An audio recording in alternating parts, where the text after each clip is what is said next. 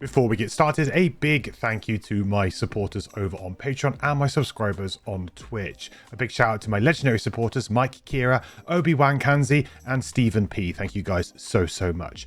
If you would like to support the channel, please head over to patreon.com/managerequests, where you could become a Patreon member, or go over to my Twitch channel, twitch.tv/managerequests, and drop a Prime sub or a regular sub over there too. Thank you so much for all the support. I really appreciate it, and onwards with today's episode. We're back with Frosthaven. Welcome back in. In this installment, we're going to scenario 114, which is called Work Freeze. And yeah, this is a side scenario that we unlocked a while ago. So something a little bit different to ease ourselves in, something fun, hopefully, to get us back into Frosthaven, and also to kind of like give these characters a little bit of a final farewell, because they will be retiring very soon. So it's kind of like feels like a good opportunity to play a side scenario or two while we kind of get those retirements done and ready to go.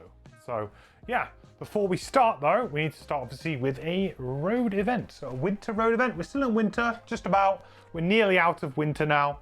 I think we've got one more winter outpost phase, and then we are back into summer.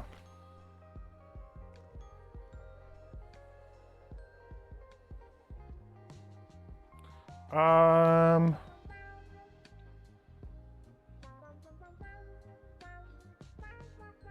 think I've had that one before. I think I've drawn from the wrong side of the deck again.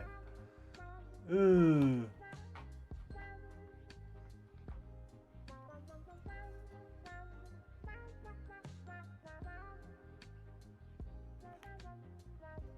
We're definitely drawing from the right side of the deck. I think so.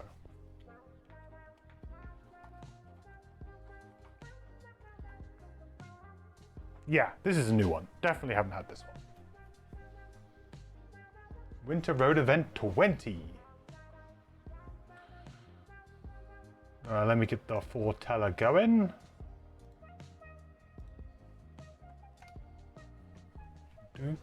Do.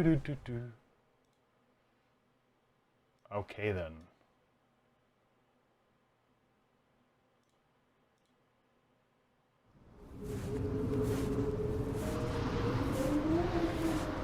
The sky has turned a perfect uniform grey as the snowfall of a blizzard blots out any vision more than an arm's length ahead.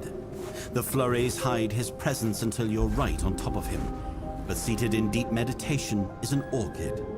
While they have a frail humanoid appearance, they gain the majority of their sustenance from direct contact with the ground as a plant would, growing beautiful crystalline structures across their skin if they remain sedentary. Judging by the length and prominence of the crystals on this orchid's head and arms, he's been seated here meditating for a very long time, perhaps years. Although he shows no signs of noticing, the snow has begun to accumulate on him. Unfortunately, the weather has left you turned around, and without a bit of help, you're as likely to be heading away from your destination as toward it. Option A. Wake the orchid to ask directions. Option B. Leave the orchid to his meditation and find your own way. Okay, option A or option B. The poll is live. Guys, so make sure to vote. Are we going to option A, wake the orchid to ask directions, or option B, leave the orchid to his meditation and find our own way? I don't know. I mean, I could speculate that I would imagine probably trying to find our own way is not going to go very well, unless we have a certain trait. Possibly one of our traits could help us out here. I don't think we have very many. We have resourceful, don't we? I think we have resourceful.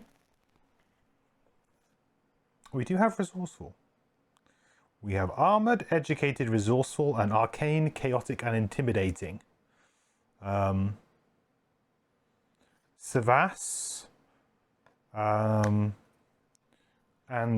unfettered. So could be either or. Option A, you guys want to wake him up, all right? for waking him up.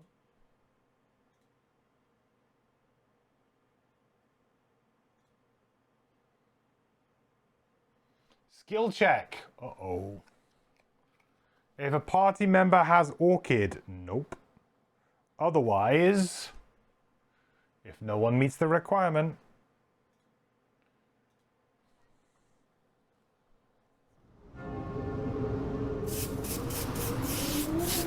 You brush the snow off the orchid, then tap gently on his crystalline head. That leads to more insistent knocking, and finally a light shake. When he finally jolts awake, he's startled and furious. You do your best to apologize, and he points you in the right direction. Okay, not very happy, but it works out. So no effect there, guys, which was probably the best one to go for. Even though we would have passed a skill check if we had gone with the other way, with our resourceful, we would have ended up starting the scenario with brittle, so not so good. If we did have an orchid, we would have got the best out of that, which would have been 5 experience points each if we had an orchid in the pie. So that was pretty much probably the best, in fact, definitely the best thing to do for us there. So good job, everyone. That was definitely the best outcome with our current party. For sure.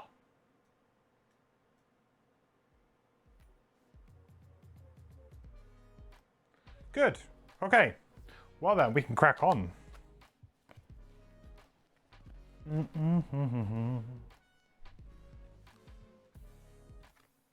And that is that's gone now. That is gonzo. So work freeze. Well, let's actually let's go to the foreteller for this as well first.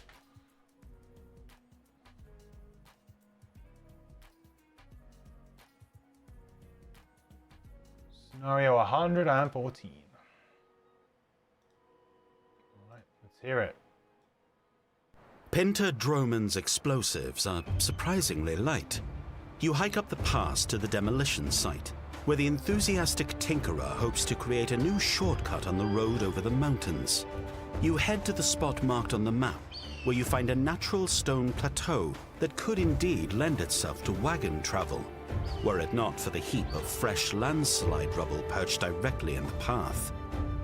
You drop your packs of explosive charges and begin to loosen the straps. But a howl interrupts your work.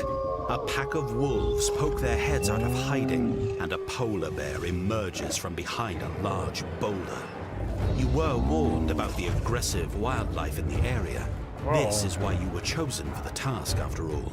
But as more and more animals appear, you realize there's no end in sight. You'll have to do your work while fighting off the locals. Luckily, you figure the explosives you brought will work just as well on beasts as they do on rocks. Okay then. Yeah. Doesn't sound like particularly very animal friendly, but sure. You know, we'll do what needs to be done. Okay then, so scenario goals. The scenario is complete when C +4 ice pillars have been destroyed. So characters +4, so for us it's going to be 6. At the end of that round, read 125.3. Special rules. Doors 1 are locked. These 3 are all kind of like separate door tiles. But presumably they're all kind of connected as one big joining door. Each ice pillar in the scenario has level ×2 +2 hit points. So that's going to give us 10 hit points here. We're just playing on, I'm not playing on +1, I'm just playing on normal difficulty today. And shield level divided by 2, rounded up. They're enemies to you and allies to all monsters. Set the numbered tokens next to the map. These represent detonation charges. Ooh, okay, yeah, I've got those. All right. Any character occupying or adjacent to any A can forego a top or bottom action, discarding the card instead to gain 1 detonation charge and place it on their character mat. Each character can only carry 1 detonation charge at any time. Okay, so we have to go pick up the charges. So basically, when you're next to A, you can forego a top action to pick up a detonation charge. You can only carry one detonation charge at any time, makes sense. Any character can drop a detonation charge at any time during their turn, including during movement, placing it in an adjacent empty hex. Whenever any detonation charge is dropped, it cannot be picked up again. Okay, yeah, so setting the bomb. All hexes with dropped charges are considered negative hexes. They can be targeted by counter attacks and can be affected by abilities that cause enemies to suffer damage. If a dropped charge suffers any damage, or any figure enters its hex, the charge detonates, causing all figures and objectives occupying or adjacent to its hex to suffer level ×2 +4 damage. A carried charge will also detonate in a character's hex if the character carrying it suffers any damage from attacks. Okay, that's pretty spicy. That's going to be difficult.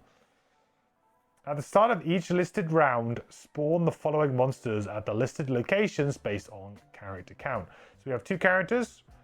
So in rounds 2, 4, 6, so even rounds, we're going to spawn 1 normal hound at C. In the odd rounds, 3, 5, and 7, we're going to spawn 1 normal snow imp at D. Okay. Snow imps are pretty miserable in this scenario, right? Because they have...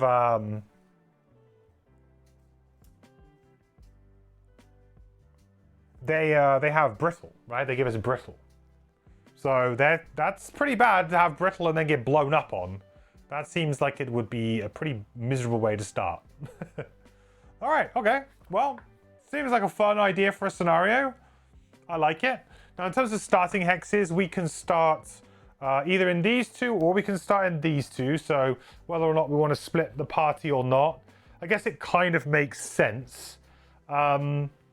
When both Ice Pillar Bs have been destroyed, read 159.1. So presumably, that's going to have something to do with the door opening. So the door isn't going to open until we destroy the B Ice Pillars.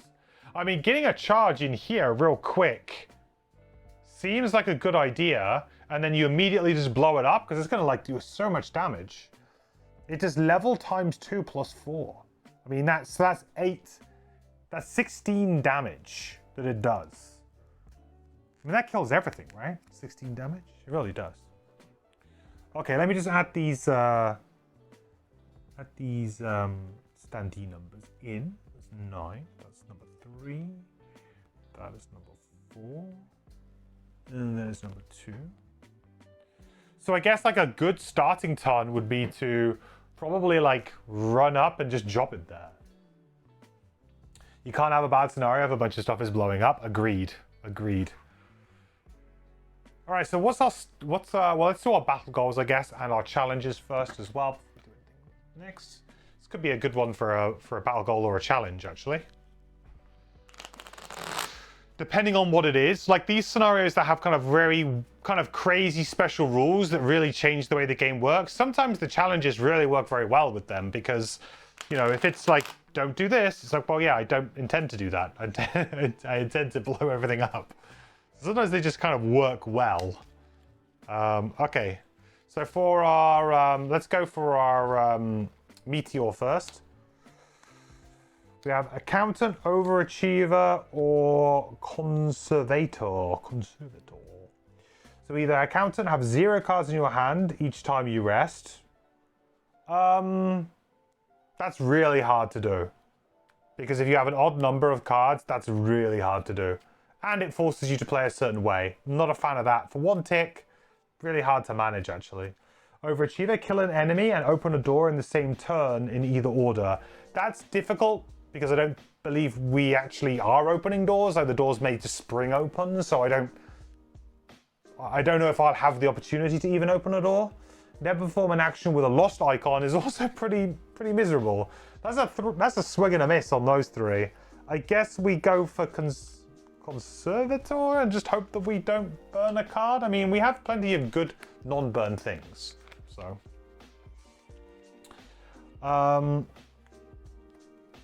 Plebeian, Ritualist, and Zealot. Zealot, have 3 or fewer cards in your hand and discard pile, while also not exhausted at the end of the scenario. Ritualist, kill an enemy with 3 or more elements are strong or waning. That's really not possible with this character or with this setup. Plebeian, never kill an elite enemy, named enemy, or boss.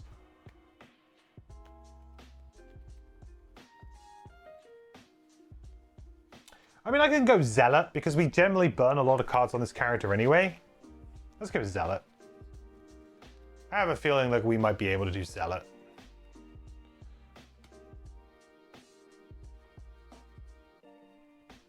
Challenge, if we choose to accept it, is Bloodlink.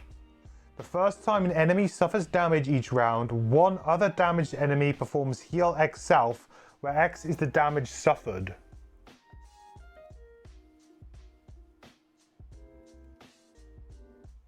Whoa. Hold up. I mean, if we just blow people up with charges, does that really matter? Because if we just like wipe them all out and they don't have any health, what does it matter, right?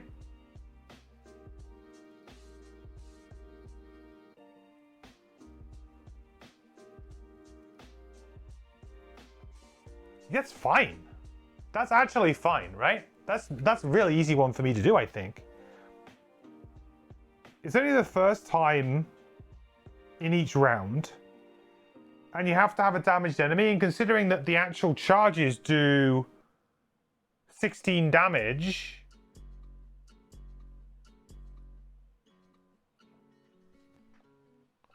I mean, they blow everything up.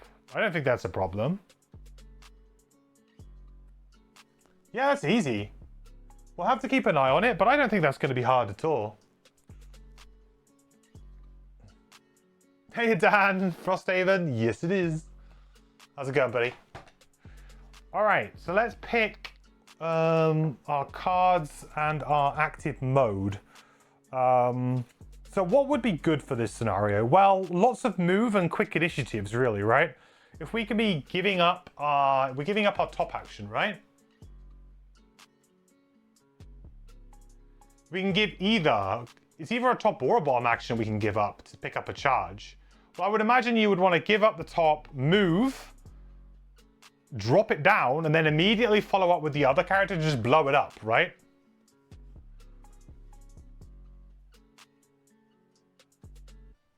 Like, getting a charge there is going to be super good.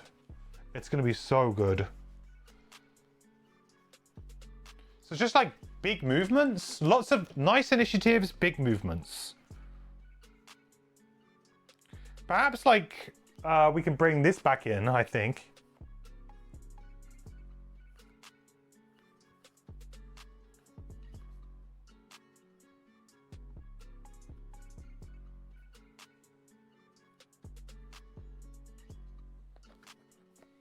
Are they technically enemies?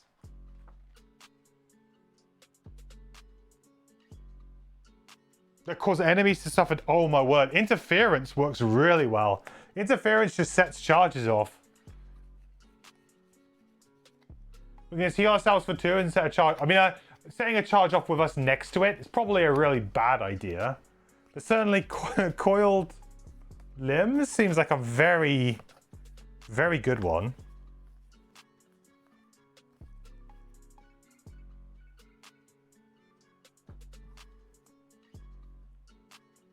Good movement and good heal. Perhaps we should bring in something like prepare for deployment because we're just not going to attack.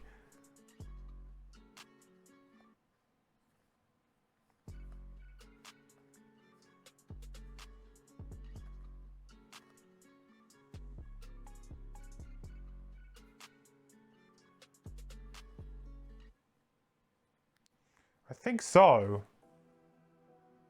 I think we get rid of Shocking Pulse. I don't think the Arcing Generator is going to be very good here. Not something we really care for. So I think that goes. Coiled Limbs comes in.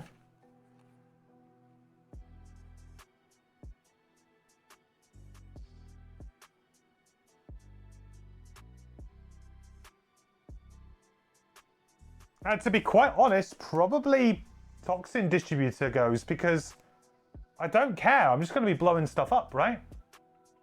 I mean, eventually we will be attacking things. I mean, I guess the benefit for this, though, is it is just a shield, but it's so late initiative. I think I get rid of... It's either this or I get rid of Code Geminate. Code Geminate's really quite good, though. Yeah, I think we get rid of the Plague Protocol. Because just having like a move 4 and a heal is going to be super valuable. Wow. Not often you do that.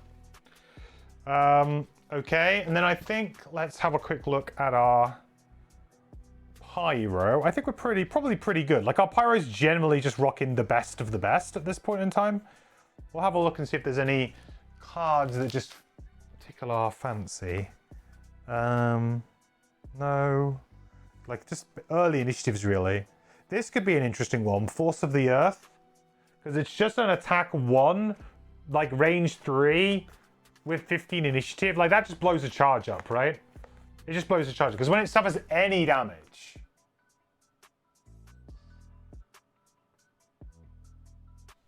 So like this is a 15 initiative, blow up a charge, which is pretty good.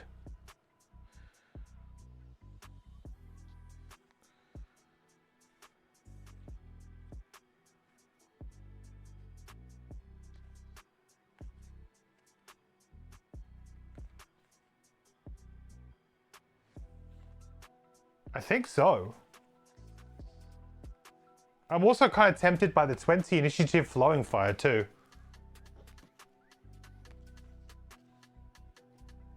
Am I holding off on retirement? No, I'm just like, I think we need to do at least 1 more or 2 more donations and things to be able to get it. You have reminded me though. I do need to make sure that I add a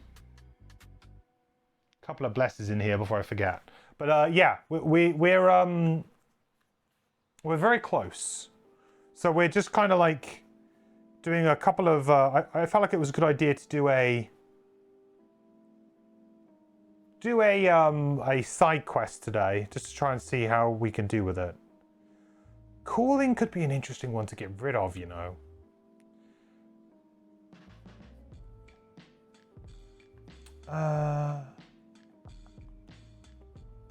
Move 6, dude.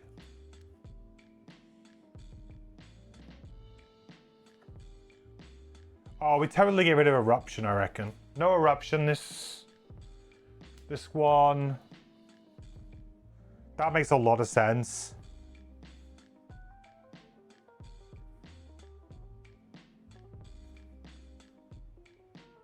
Probably no Melted Armor either, because we don't really care. We're just blowing charges up, right? Picking up charges, blowing stuff up. All right. Made a few little adjustments. Thought I had unlocked the retirement scenarios. Yeah, I think I have, yeah, but I need to donate at least once more on the Hive before we go do it. Unless I need to do multiples. I can't remember.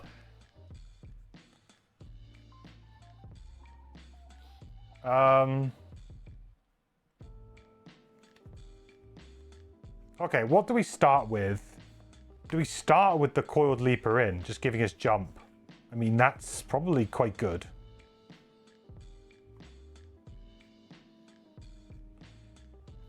Or do we start with just the Repair Drone?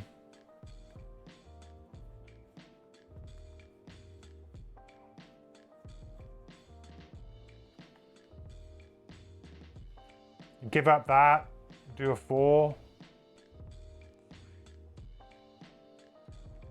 Drop it there.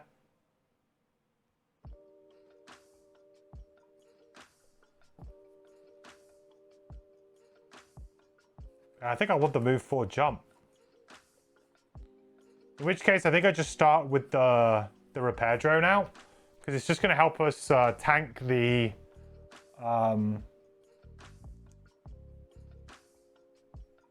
tank some of the damage that's incoming.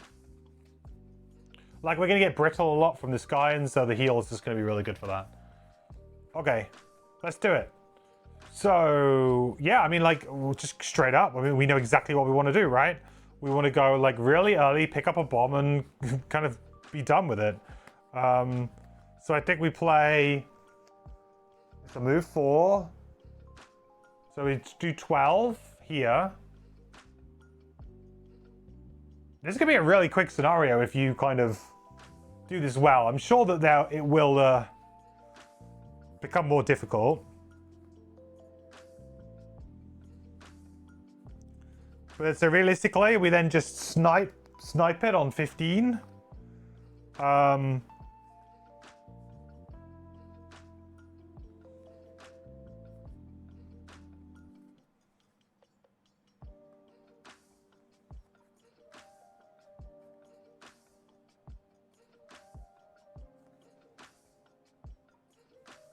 Just have to be really careful about my bombs, right?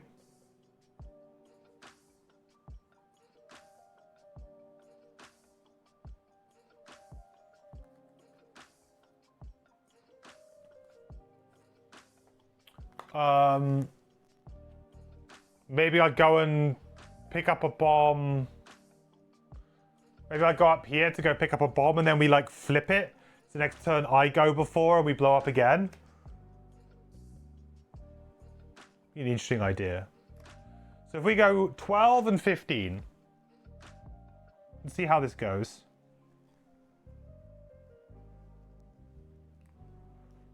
Draw. Ooh, that's not so good. That's not so good. Pyro. Dang, polar bear be fast. Okay. It's going to make things a little bit more awkward. I mean, we can still kind of do what we wanted to do, but it makes things a little bit more awkward. Okay, so the first thing we'll do is we'll pick up a bomb using the top of Faceless Entity. So bomb collected.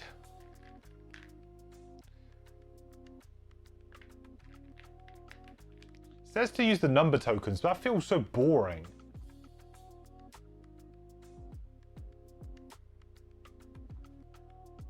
Maybe I'll use the damage tokens or something.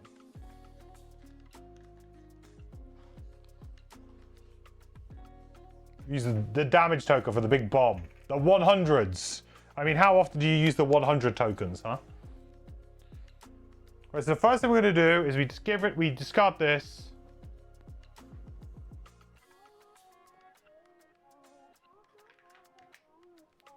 And we pick up a bomb. Then we're going to move 4. And at any point during our movement, we can drop the bomb off, right? App not updating. Yeah.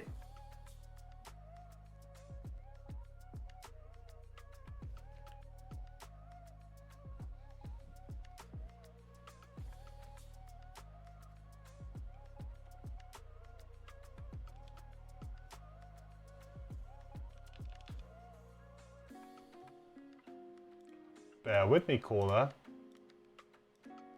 Let me just boot the software back up again. There you go. Got it. All good now? Okay. Yeah. Good.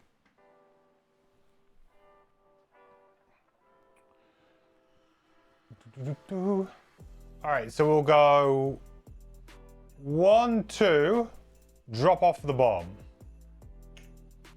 Now that counts as being like negative hex, so the bear doesn't want to go close to it if they can avoid it. So they're going to do a move 2, which means they can't actually get me, but they're going to move like round this way, which kind of sucks.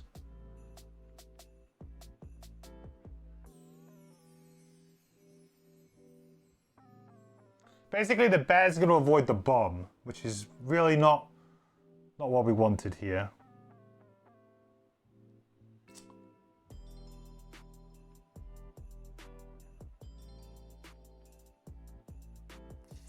It's kind of unfortunate, but I don't think there's much we can really do about it. I just kind of probably have to just step away.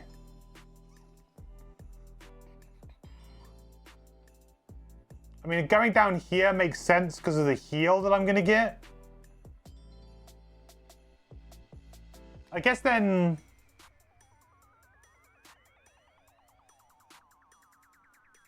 he's not going to move. Oh, he would go through it, right? No, he wouldn't go through it. Because there's a path to there. We have to go 1, 2, 3, 4, 5. I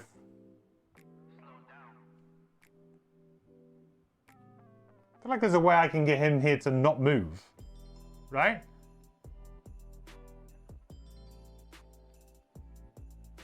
Because he's not going to be able to get closer to me anyway. Hey, Star Walter. Listening to Blues Traveler and they're asking why you want to give me the runaround. I'm trying to give the bad this runaround. Yeah, I think if I go here, I think I'm good. I think, because he's not going to move. Because he'd be like, right, well, I mean, I guess he would try to get to like here, and his movement doesn't allow him to get there, right? I don't think he would go... I feel like I'm really rusty right now. It's been a while. It's only been that long, but my brain is just not functioning today. Good to have an enemy AI question immediately come up. My brain is not functioning today. I feel like he wouldn't move because he isn't getting closer. He's getting further away by moving. Which, generally speaking, don't like to do.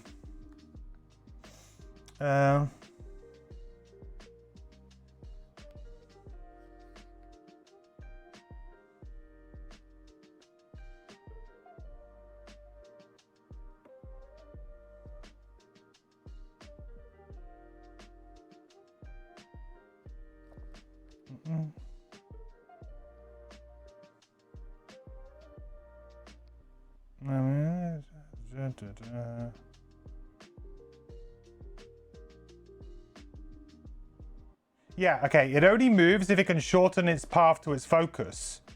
So it wouldn't be shortening its path. Because its path here is 1, 2, 3.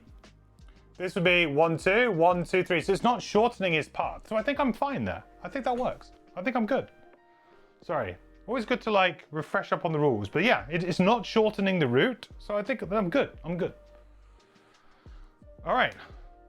So now that's the hive gone. So now the bear is not going to do anything because it can't move and make it shorter in any way with just 2 movements. So we're good.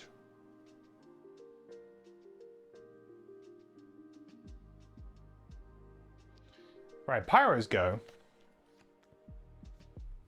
So we're going to do Force of the Earth. Ta-da! So we are going to attack at range 3, the bomb, which is going to set the bomb off.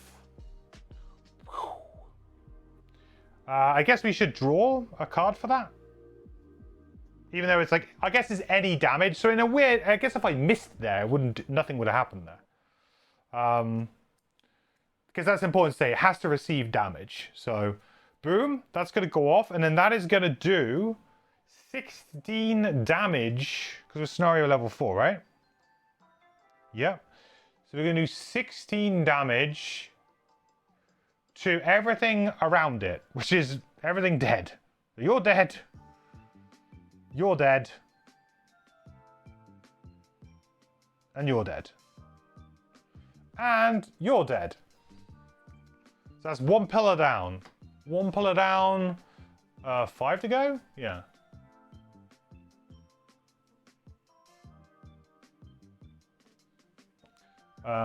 Good night, good night, good night.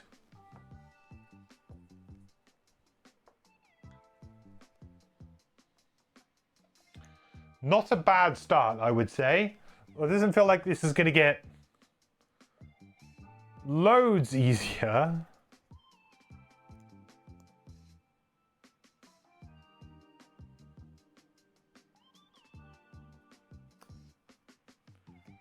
Okay, and then the last part we had to move 5.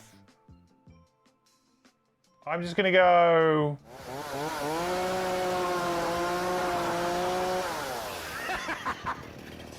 No, that's a lot of damage. That's a lot of damage. 1, 2, 3, 4, 5, I guess.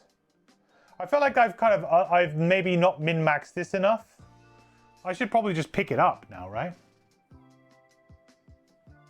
Realistically, I probably should just pick it up because I'm not getting hit. And I could probably just drop it off like here to help blow up this. Or put it there to help blow up the thing that spawns on C.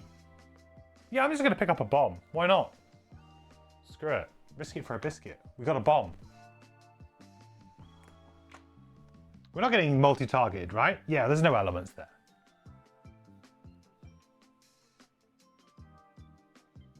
Okay, so we're going to be attacked for 2 on our hive. So it's +1, that's 3. Yeah, we've got nothing, no effects there. 3, and that's a curse and a brittle. Oops. A curse and a brittle. I guess the cursing could really come back to hurt us, right? With the blowing up the bombs. Because if we miss, that's a yikes. Is the loot also blow up? Oh, good point. Yeah, I should put loot down. Thank you. I mean, thematically, I feel like it should. But yeah, good point. We need loot. Good call.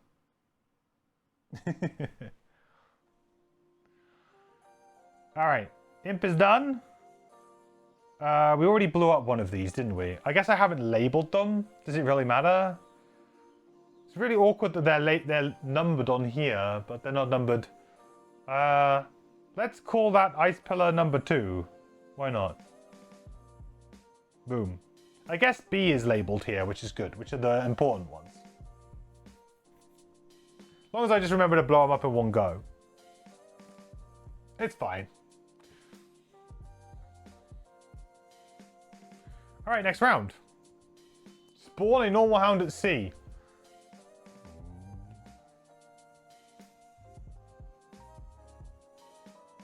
He's back. Oh, baby, he's back.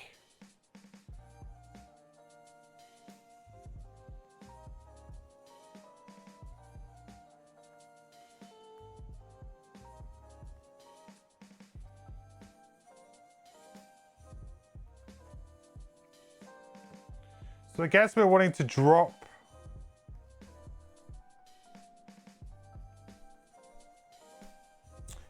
this thing down, eh?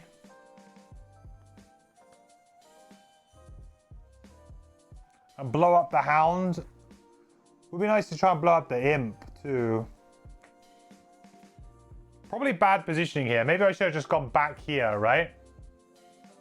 Where did I go? I went 1, 2, dropped it, 3, 4. Oh no, the reason why I did that was so that I could take the hit from this. Yeah, no, that's the reason why I did that. I probably could have started over there and it probably would have been fine. I didn't optimally start this, but I'm not too worried. I feel like hopefully that won't come back to bite us, like just not optimally setting up for the scenario straight away.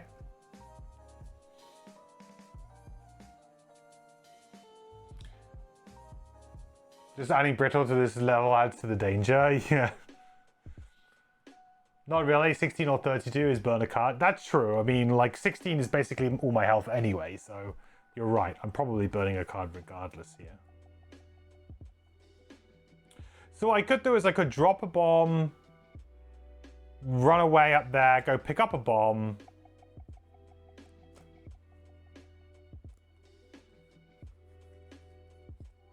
Then I could trigger the bomb.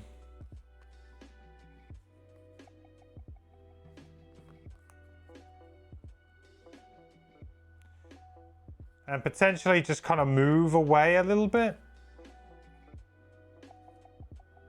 Yeah, I quite like that. So drop the bomb.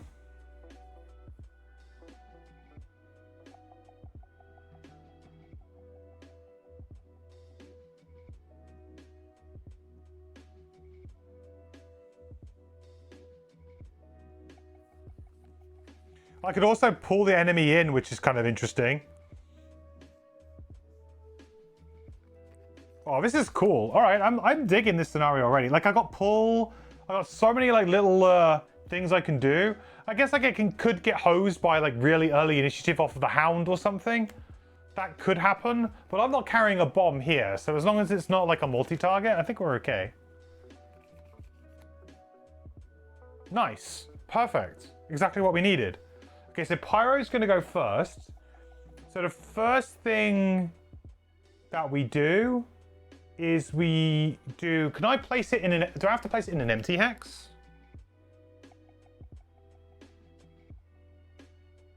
It has to be in an empty hex. Okay. That kind of blows. Because I can't quite do what I wanted to do then. What's the range on this? 4.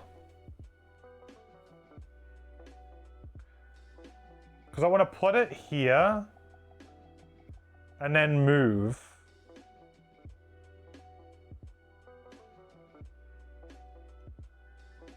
And I'd want to be like here, I guess. Oh, it's up to now, right? Yeah, it's fine.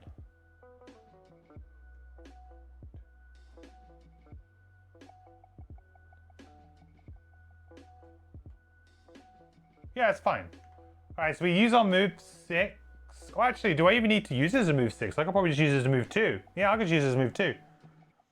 Bap, bap. And we're dropping the charge here.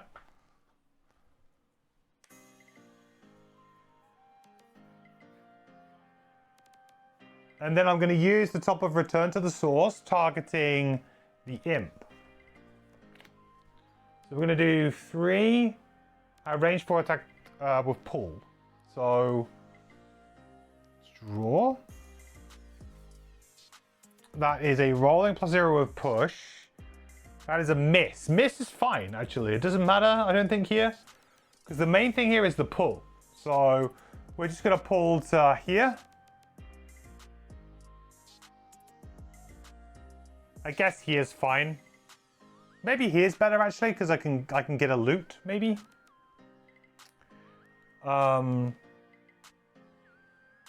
Sure. Is it when an enemy enters it, it blows up? Oh, it'll detonate when it... Oh, okay.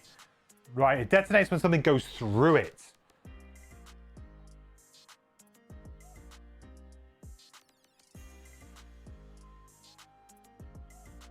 And it's not like a trap, because these guys have flying. Okay, maybe I need to think about that a little bit more then. I probably drop the charge here and pull to here? No, because then I don't get the wolf.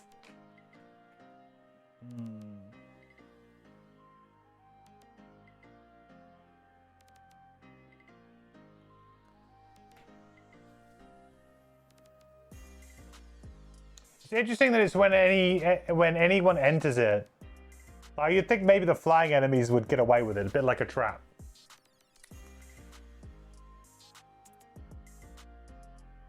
Okay, maybe I do need to move a little bit more then. I could go 1, 2, 3. I could place the trap here. Blows up B, which is kind of one of the ones we need to blow up anyway. Yeah, maybe we do that. Maybe we're just overthinking this. We're trying to get too cute. And actually, maybe we just blow up B. So if I kind of redo my turn a little bit there. Maybe I need to use the move 6, though. So if we move for 6 here, so we go 1, 2, drop the bomb off here. 4, 5, 6. We'll skip the loot, maybe. And then, I mean, I've done the attack, so I'll just leave it as it is. But I guess I didn't need to do the attack then.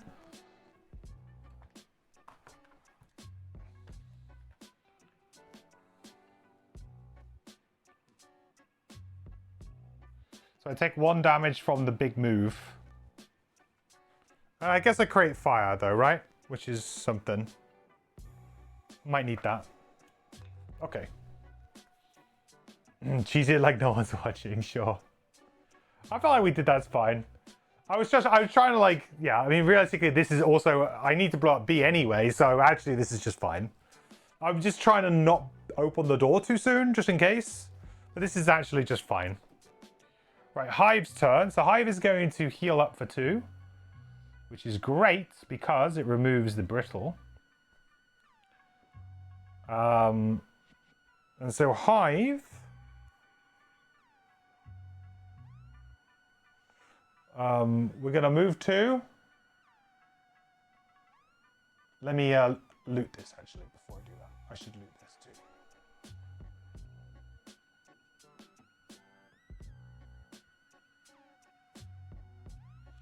Give me loot. Metal.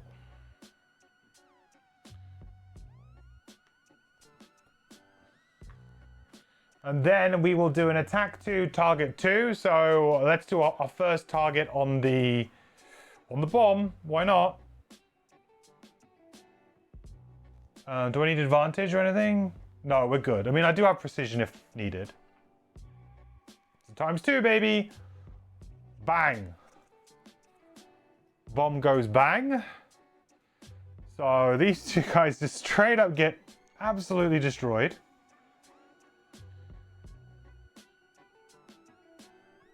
Boop, boop.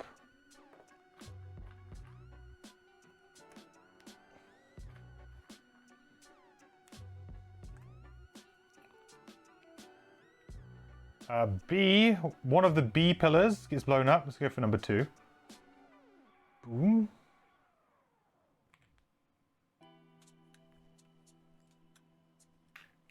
And we get a loot. Very nice.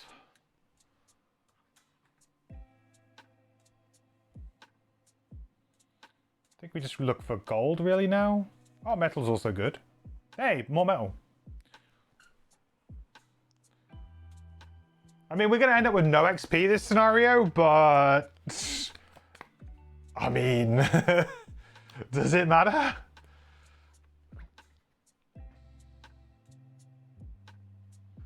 Okay, spawn a normal, snow imp, D.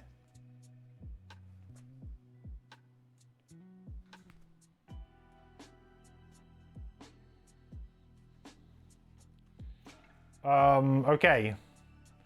So we got 2 more pillars to blow up.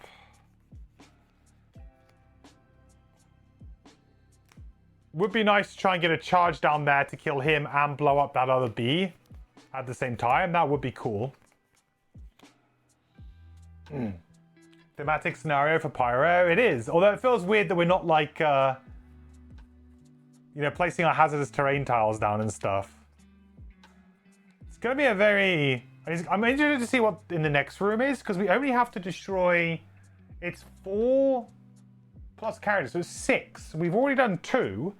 You know, that's going to get 3. That's 4. That means there's only 2 in there. But presumably we're going to have to run the whole thing. That's the trick, right? If we have to run from here to get the charge to, like, pillars here and here in the corners, that's going to be really rough. We're trying to get there to there without taking any damage. If there's multi-target enemies in the scenario, yeah, that's going to be pretty hard. I mean, I might need to just drop down some summons just to kind of be a distraction while we run around with dynamite in the background. Is this a game of the pair of characters I've got and game mechanics simply trivializing the scenario? I don't think so necessarily. You could really do everything that I'm doing with any 2 mercenaries that have low initiatives. I think this is more of a, if you have fast characters, you will find it easier. And I would say that Pyro is very fast. And Hive is so-so. Can be fast, has a couple of fast cards, but like now, for example, I'm looking at my hand thinking, all right, now not so much. Now I might need to be a little bit more careful. But I think like 2 characters with ranged attacks and fast initiatives are probably going to do okay. Yeah, ranged attacks is also super important. Yeah, for sure, Charles. Just ranged attacks, fast initiatives, as long as you're not trying to get XP, right? Because I mean, like, the thing about me doing this is that I'm probably going to come away from this scenario with very, very little experience points.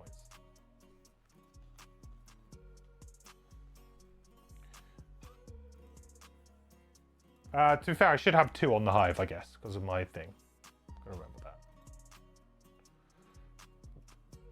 Because of my summon. Forgot that. But yeah, very, very few, for sure.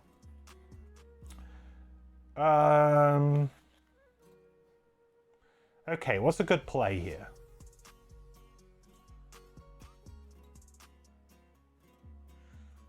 Gonna get another wolf. I guess a good play here would be to probably go and like blow B up and come back to this if needed.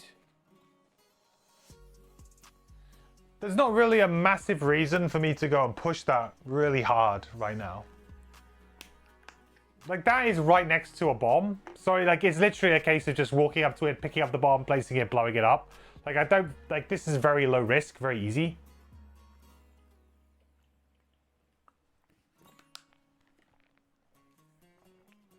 Whereas right now, if I could just go and blow B up and that snow imp, open the doors, then we can maybe readjust. But the problem is that I don't think I have enough movement to be able to go and pick up a bomb this turn.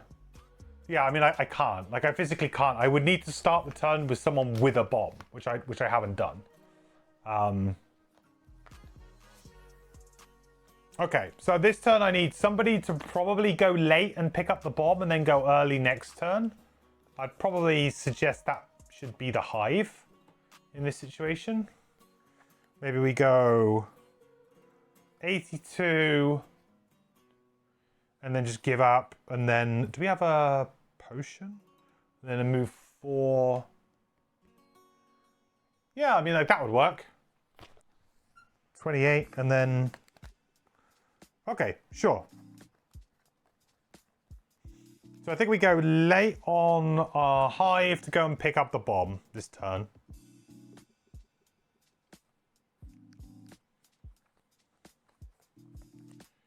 Placing a sniper turret would be kind of interesting. I don't know whether or not they would be focused.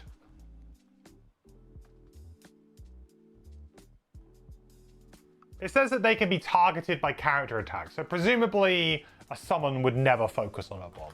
Presumably. Hey, Lothor, how's it going, buddy? Frosthaven again? Yeah, we're in. Just checked in at Discord and wondering what comments you made. Nothing bad, you hope? About, what? About digital?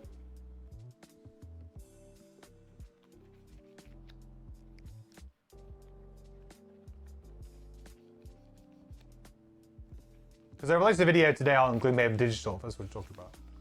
Which is, you know, in a bit of a, you know. I know that you've been running around helping a lot, which is amazing, because I don't think that you probably need to anymore. I think it's amazing that you've been running around helping people. Oh, okay.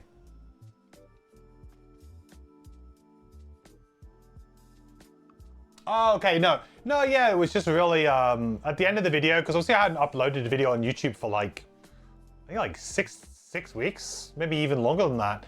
And it was just a case of, like, just updating everyone that I've been kind of like taking a bit of time off, like making videos and things. Just taking a bit of time off, like just trying to like get back into like my fitness and stuff. And yeah, just like kind of taking some stock and trying to figure some things out. And yeah, not that I'm going anywhere or anything like that. Maybe when I was retiring. I'm not retiring quite yet. No, not retiring quite yet. We've still got Gloomhaven 2nd edition next year. I don't think I can retire until I've at least played that. Got to keep the mental strong. Yeah, exactly. And also there were so many video games that I wanted to play this past month. And it, like, to me, I feel very guilty about that because I know that, like, I want to be playing Frosthaven and I want to be making Frosthaven stuff or other stuff for the channel, but then I personally really want to play Baldur's Gate 3 and really wanted to play Starfield and really wanted to play Cyberpunk. So, you know, it was like, yeah, kind of like, you know, I feel guilty for that. I know I shouldn't, but, you know, I just feel kind of a bit guilty about that because I'm like, oh man, I'm not making other videos about other things. So.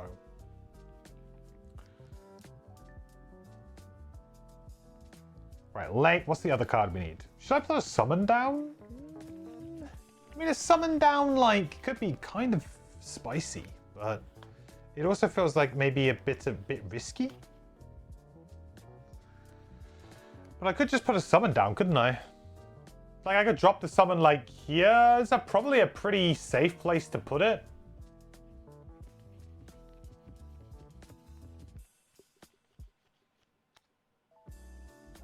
Yeah, let's do it. Let's go super late here. We just don't want to get hit with the bomb. So Pyro, really all you're doing is soaking some damage here.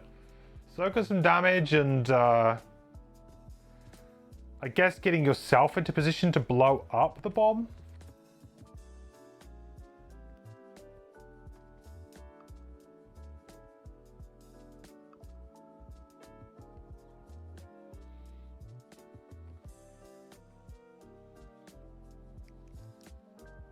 Do we have fire up? We do.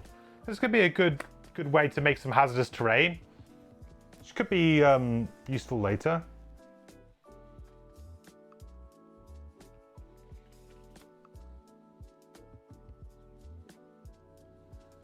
Okay, pyro up. So we'll go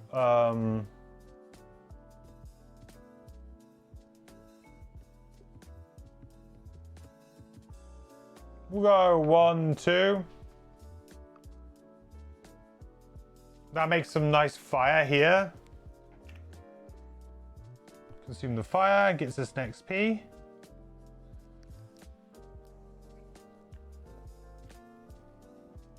And then we can use Heat Wave to just... oh, I should take a damage here. Look at this. I need to take damage.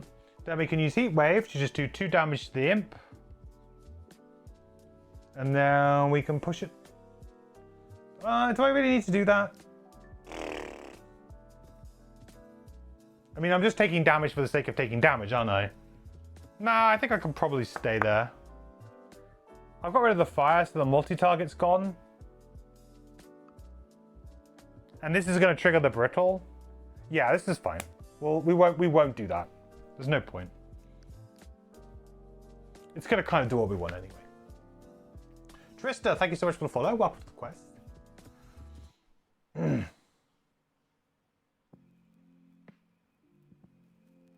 Time to storm the door now. Maybe, Lothar, maybe. Glad I'm making the odd video. You don't think you're speaking of yourself when you say you're looking forward to more character guides for Frosthaven. Yeah, I really want to do it, but I think I just need to... I really want to change my format for doing character guides going forward. Like the long guides I enjoy, they're very self-indulgent and they're just kind of like talking a lot and they're not particularly focused, but they're kind of fun to do because people just really enjoy talking about characters in Gloomhaven and Frosthaven. Like people just enjoy the conversation and just the real talking about stuff in detail. I think people just enjoy, but it ultimately doesn't result in a very satisfying video for me to create because it's really just me sat on a microphone and it'll take me half a day just to record because I'll just be sat there recording and I'll be like seriously tired by the end of it because I've just talked for like 3 hours and then I'll go, okay, now I need to edit this down to like an hour and a half and it takes me a long time to edit and it's not particularly fun edit. It's just literally me going through, cutting out little bits here and there and like it's a very time consuming edit that's not particularly fun. And yeah, it's not fun to like create either, like the shooting part of it. So I just felt like I need to just readdress the format. I feel like there's some happy middle ground I can get to where we can have a really good complex conversation about the character, but it doesn't need to be an hour and 20 minutes long. And it can be slightly different, right? I just need to figure out what that looks like. I haven't quite figured that out yet.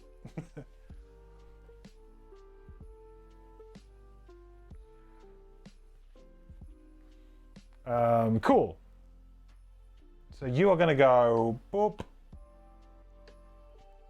which is good, bad. I guess this is kind of,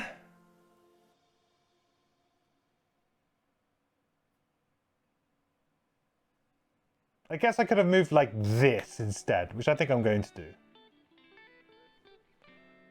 I'm just trying to keep empty hexes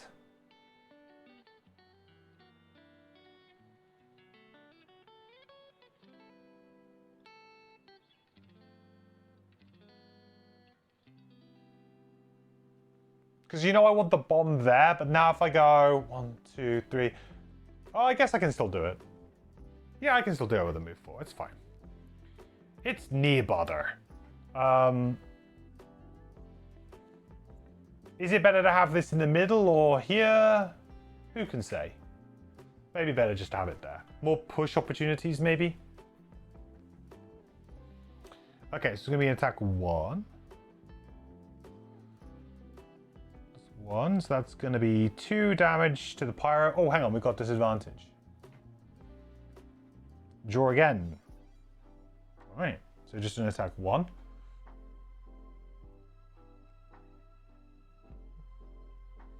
One damage, poison and brittle.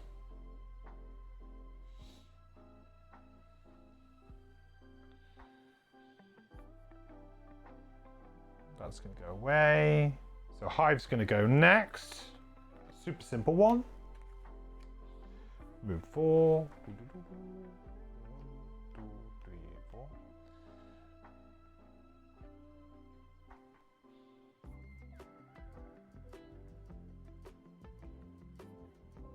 Now the question is, do I put the summon down? Put the summon down like here. Or here.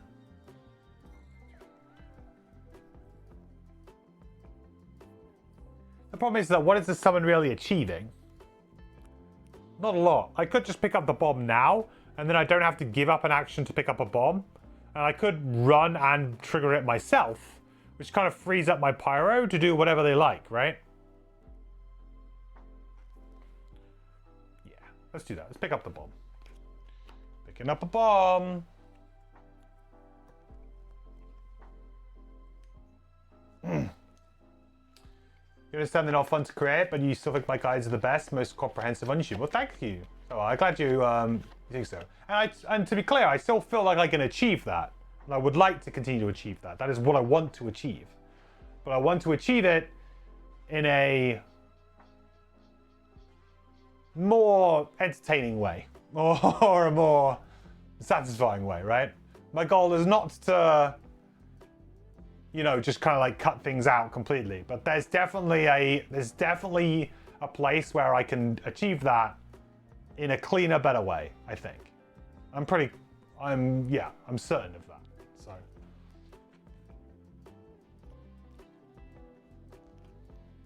All right, next round.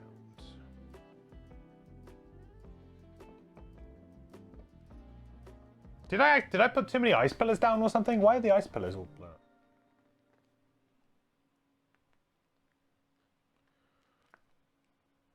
Oh, it's because there's still... Okay. It's just weird that it's grayed out. Like, surely they shouldn't be grayed out right now? Did I accidentally kill them all? I don't know what I did. I feel like I've done something wrong at some point. Okay, normal hound.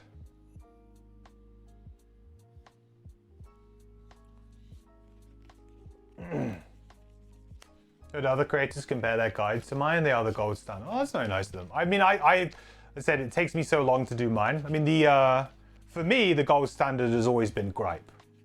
You know, for me, he's always been my my inspiration. Gripe and Themris as well. Themris's guides are great.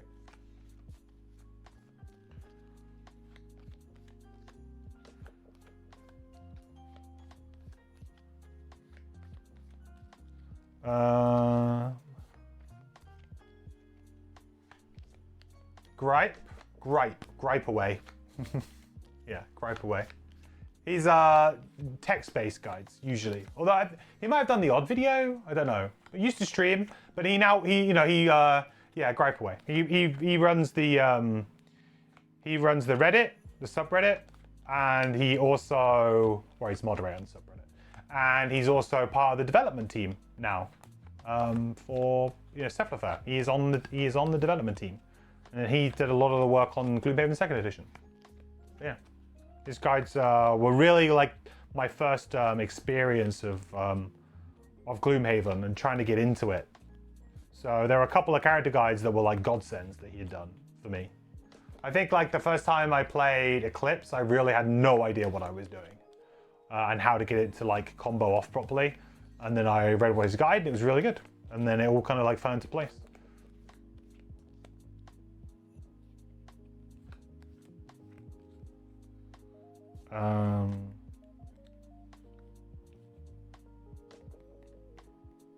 Okay, so we got the bomb. We need to move, blow up the bomb.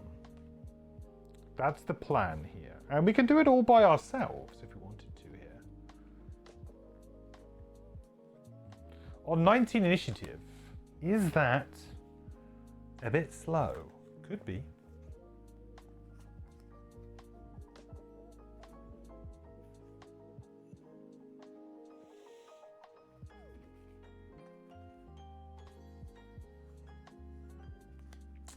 That poison's really bad, isn't it, on the pyro? Heal anywhere? No. Yikes. Can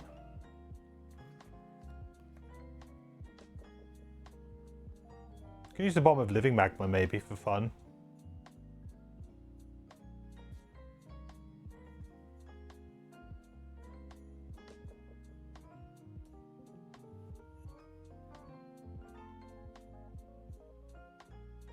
Oh, we've got to heal. I've got to heal.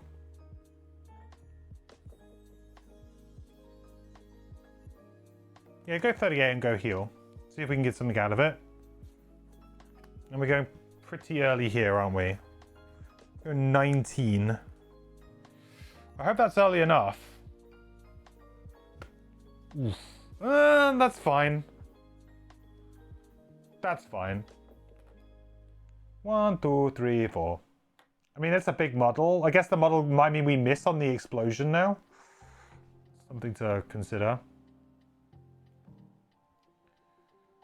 We changed the placement of how to do this. It's better, but I keep going back to the old way. Your kind of meeple? Is that gripe? I don't think so. Gripeaway's always just gone under Gripeaway. Or Drew is his name, but I'm pretty sure he now just goes under Gripeaway. For all of his guides, I think he goes under Gripeaway, but you know, if you see him like design credit, it's Drew. Drew Penn is his name. And that will be where you'll see like his design credit in Cephalofair. But Gripeaway is his handle that he's used for all of his guides and like his Twitch and everything. And we've co-streamed a few times. We did some of the Gloomhaven 2nd edition reveal stuff together.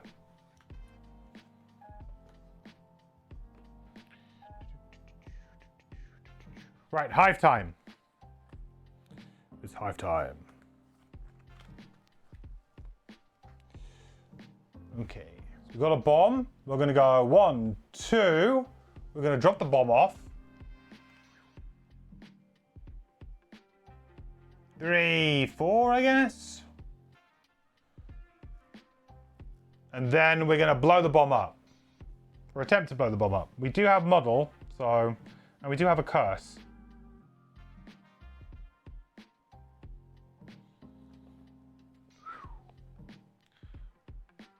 It works. Bam. So it's going to blow up the imp. And it's going to blow up the 3rd column. Which for some reason has disappeared, but yep, you're dead now. So we now need to open section 159.1 in the section book.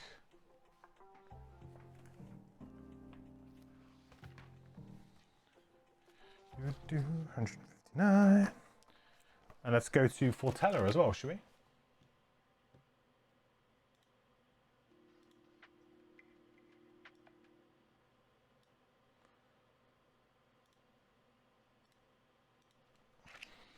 $159.1.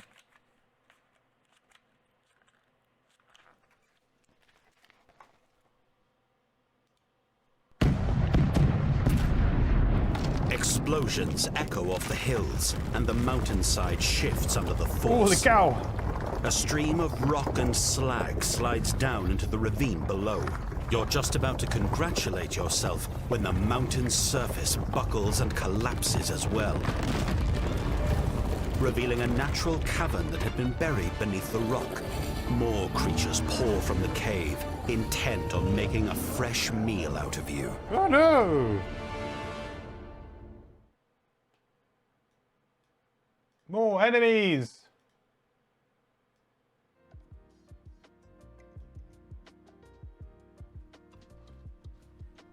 So, open all doors! Ba-ba-bam, ba-da-bam-bam-bam. I thought this might happen.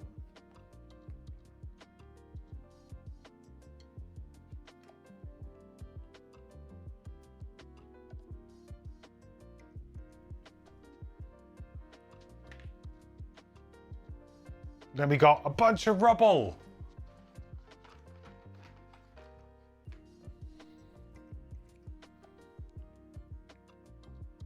Rubble.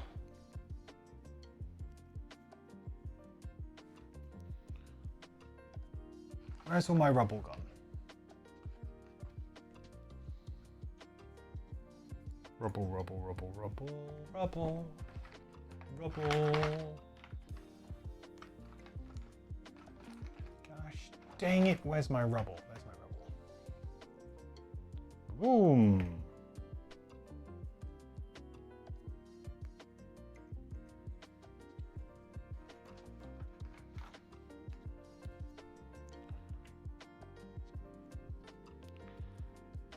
Pillars.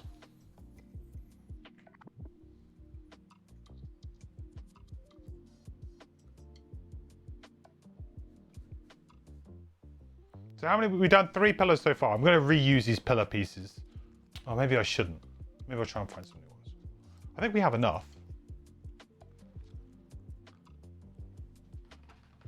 There should be enough in here.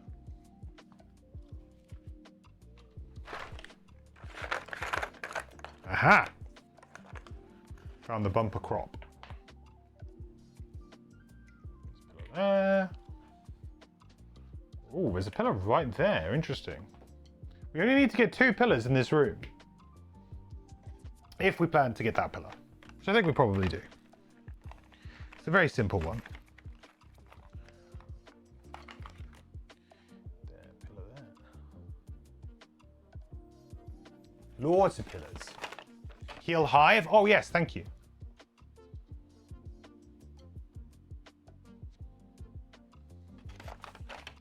We are indeed missing a health point.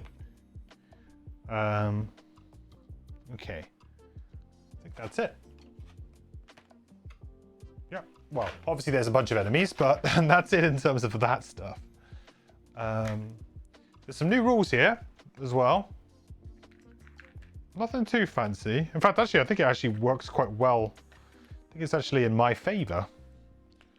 It's going to work quite well for me. It's a nice one. And F? No, F is there. Okay.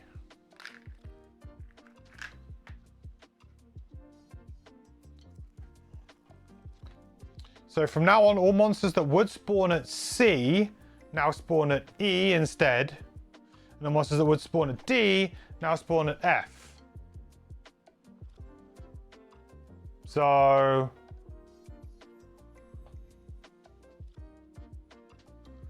I guess this should just manage all that for me. So I could probably take C and D off the board to, you know, not cause any more confusion. And we need to put some more monsters down. So we got a bear. Got 2 bears. Hey Muffin, you just finished yours with your family. Do you think you should wait for Gloomhaven 2.0 or start on 1.0 next? Oh, that's a great question. That's a great question.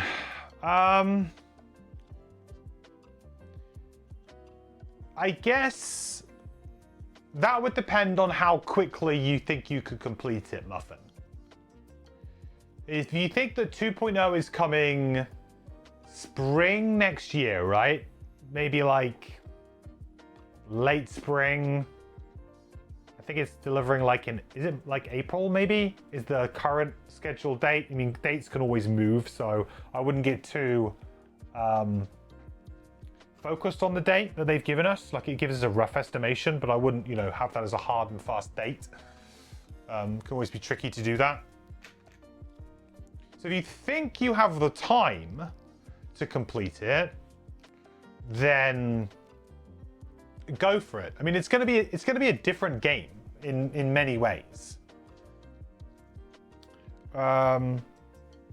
If not, what I can recommend to you though is if you're like, we really want to play some Gloomhaven, but we don't necessarily want to play 1.0 because 2.0's come in, Crimson Scales is excellent. The fan-made expansion to Gloomhaven is really, really good.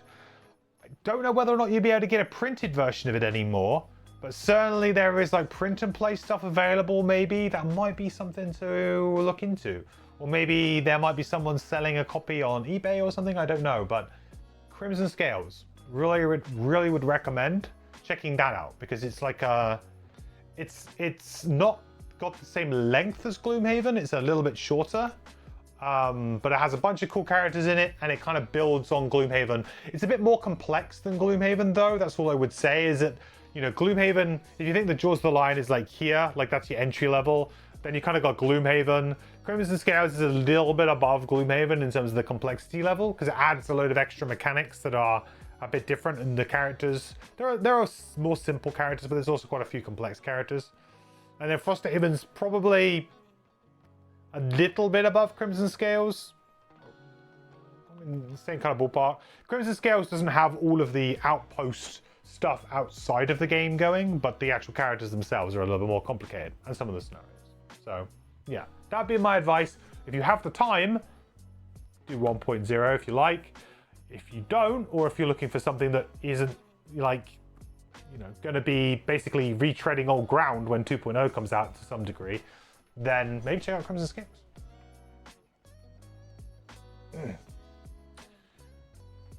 Dax didn't realize 2.0 was coming that soon. You assumed it was late next year. Well, it could still be late next year, right? You know, my experience of Kickstarters is I give them the money and I just patiently wait. And I don't really get too hung up on fulfillment dates. However, you know, Cephalofair have in general, I mean, there were delays to Frosthaven, there were delays to Gloomhaven. Frosthaven delays, though, were a little bit kind of like, I mean, COVID happened. You know, there was a lot of stuff that went into that ended up, I think, making that delay. I think they're a bit better set up now. So I would think that their turnaround should be pretty good. But again, they've got a history of delays. Whether they're not their fault or not, it happens, right? Delays happen. So it could well be late next year. Could well be.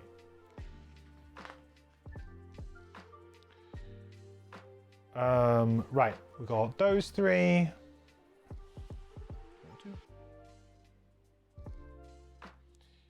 And we got you, number 4. Oh yeah, he died, right? Boom.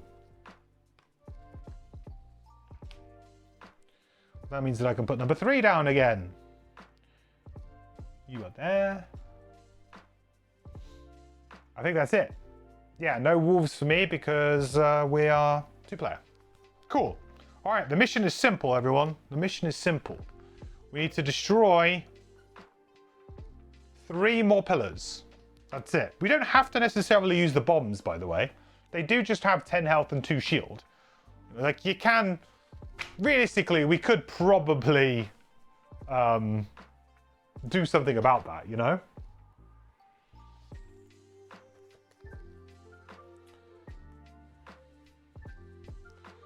Okay, so... Ooh, these guys are going to go. This is going to be pretty nasty, actually, huh? Let's going to get some attacks in. So we're going to go 1, 3, and that's going to be an attack of 3 on our hive.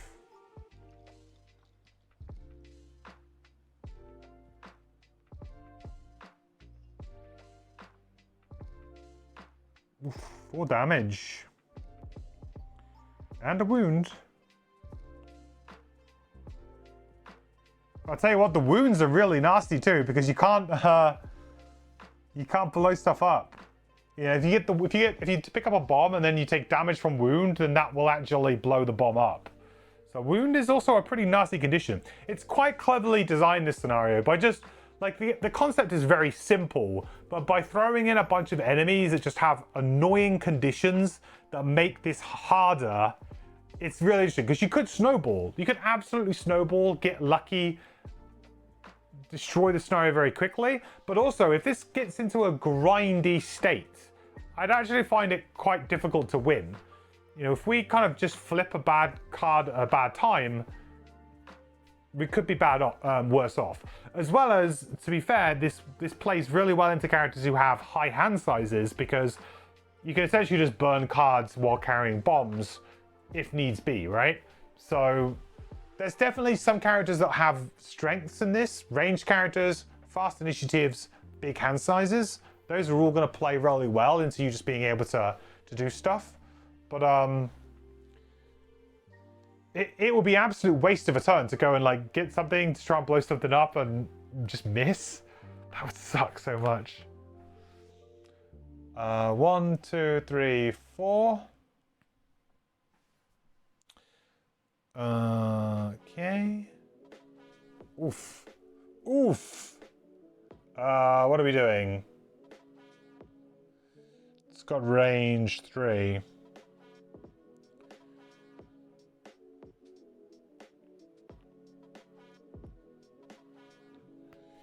I'll do it. It does have flying though, right? So it could go here.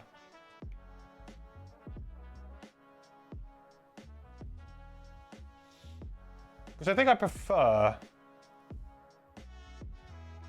Okay, Hive is getting beaten up now.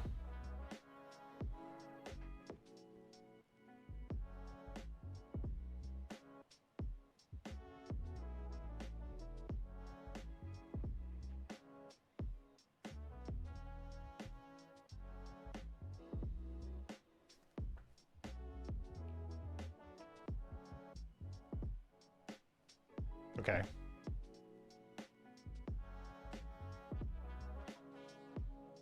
Jesus. Did our Pyro go? Our Pyro hasn't been yet, right? 38? No, we haven't been yet. How dare you? Because the Hive blew it up. We haven't been yet.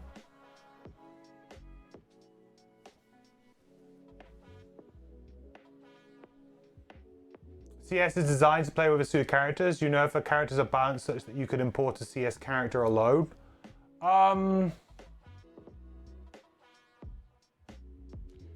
So, yes and no. So, the starting parties of CS are kind of meant, they're meant for some synergistic reasons, but they're also meant to kind of limit some of the kind of crazy jankiness that can go about by mixing parties in CS.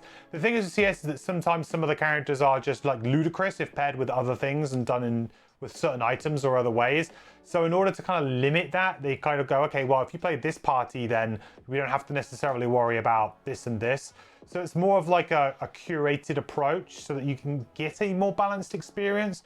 If you take one CS character out and just say, okay, I want to put it into Gloomhaven, will that be broken?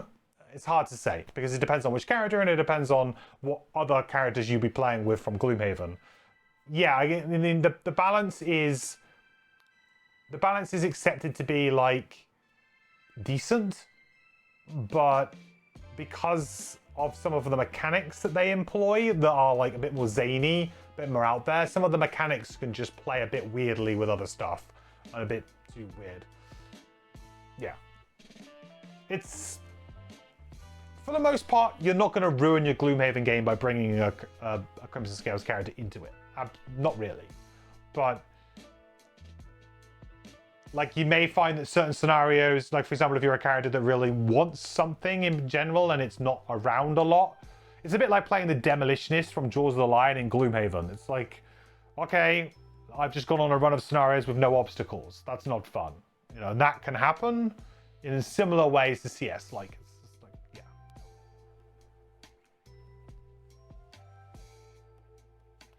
Okay, so we are going to... Quite honestly, I think I'm just going to go move here. And I'm going to move one adjacent one hex hazardous terrain up to 2 hexes. If it ends any hex, that takes hazardous terrain damage.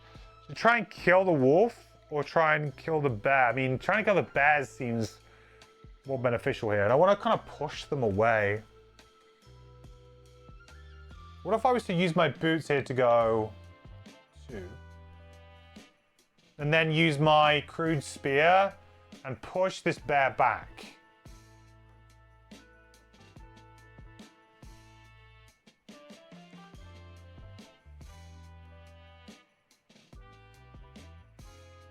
I've got to think about picking up a bomb though. Do I try and go down here? That might be a good idea.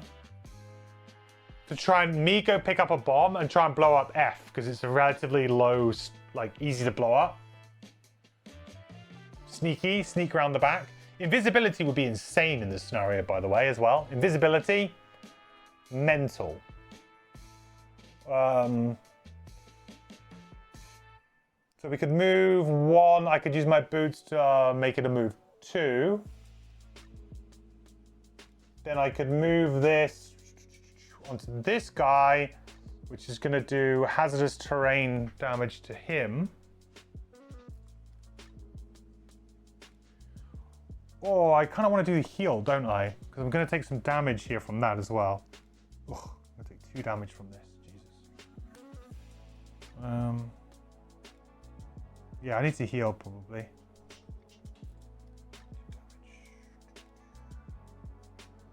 Or do I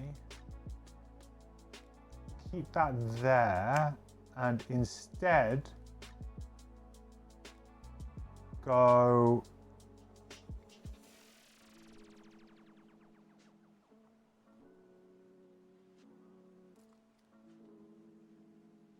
because the push is pretty important here, I think. I could go to there.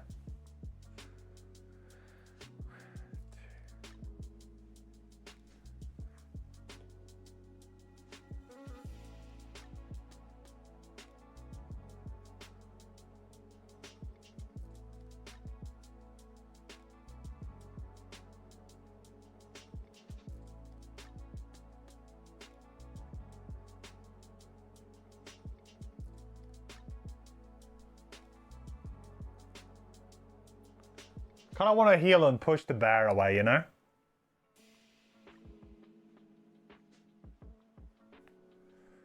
I mean, I could just go 1. I could just attack the hound. To be fair, the hound is a little bit annoying. Yeah, maybe I just move for 1. Move 1 adjacent tile. We move it under here. Does a little bit of damage to the bear. Or I try and just kill the hound. Just try and kill the hound. It's probably better off. Because this hound's never going to die. What's that? Hound number 4. It just feels a bit rubbish to be attacking hounds. That's 3 damage. 1, 2, 3. Then we do Deep Fury attack for 4. With Muddle, I guess. 4. Okay, so that's 5. 5. Push 2 and heal 2.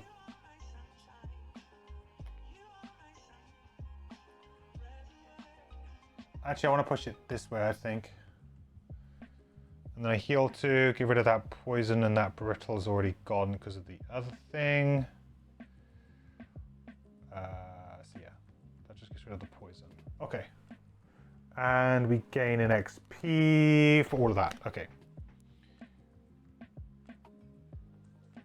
We're good. Gain XP.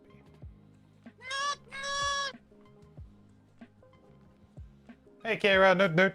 How's it going, bud? Okay, good. All done. Ice Pillar's done. Next round. Snow Imp at F. It's going to start getting a bit spicy.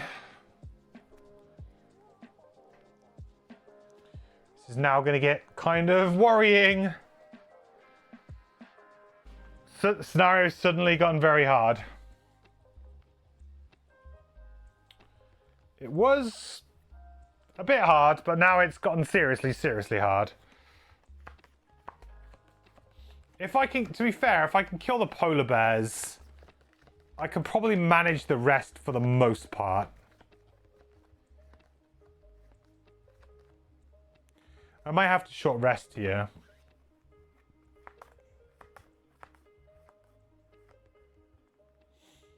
Yeah, I think so. Ideally, I want to go and pick up that bomb.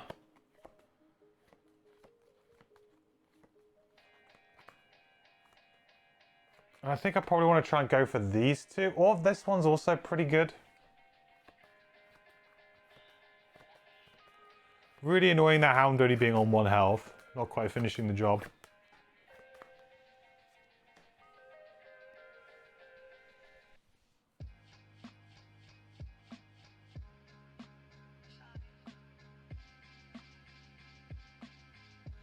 Is there any way that I can pick up the bomb?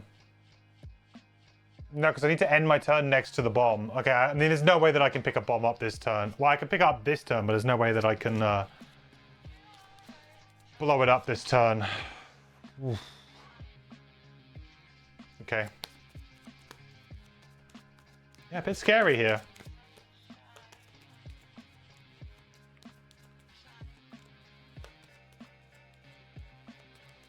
We do a bit of short resting and kind of hope that we can get Rain of Fire. That's a pretty good one on a short rest. The 5 jump is going to be pretty key to getting a... Yeah, I'll get rid of something different. 8. It's an 8 initiative. It's pretty good, but... Sure.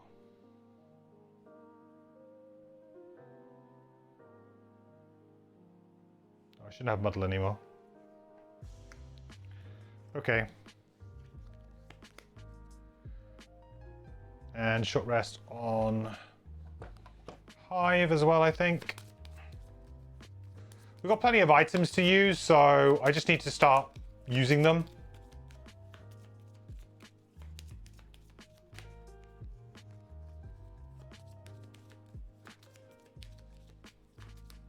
Plenty of good items. Prepare for deployment. It's a heal 4, but it's a bit boring. Yeah, sure.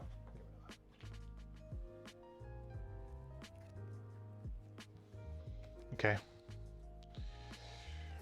Right. Let's... I mean, we have to go fairly early here to just avoid taking damage. We might have to be dropping down some turrets.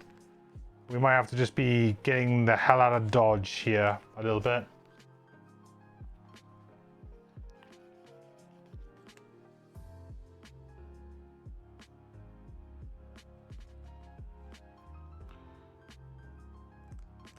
Need a heal.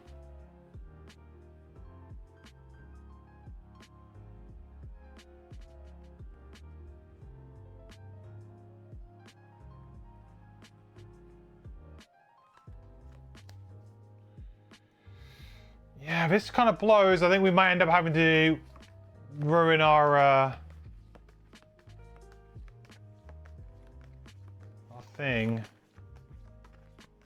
Ruin our battle lot. That blood link thing hasn't really come into play yet, right? I mean, I did some damage to that, but it healed a different enemy, right? So I think we're okay.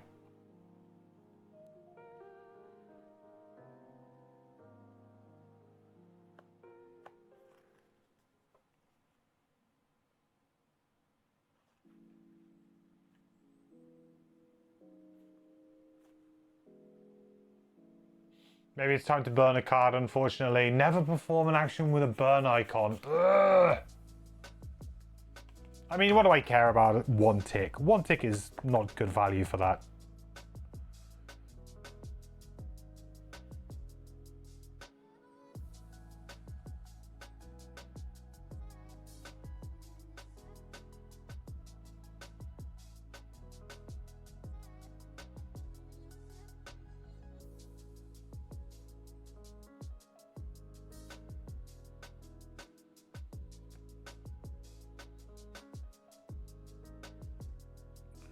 thinking that I can do like a big protect here and try and cut off half of the map, which would be pretty clutch.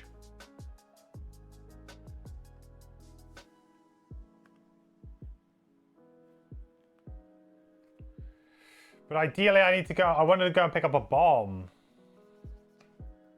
Maybe Hive needs to go and pick up the bomb.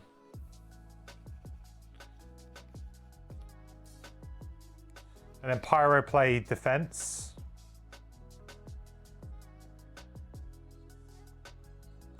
Seems reasonable.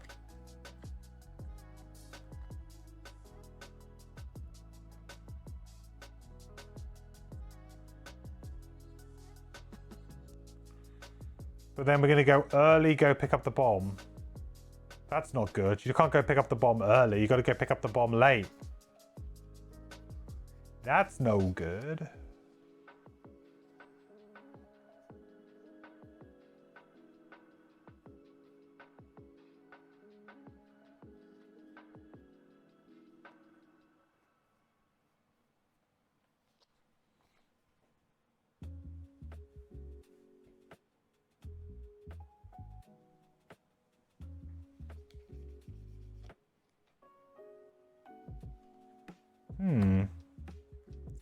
All of a sudden, it's gotten quite tough.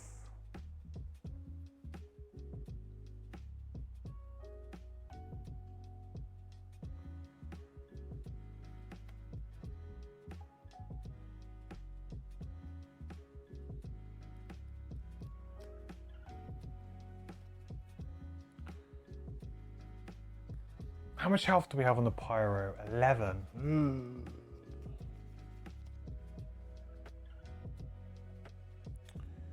Yeah, okay, I'm just gonna have to burn a card. Sucks, but I don't see any other way of getting around it. I could do a big heal too, so it's fine.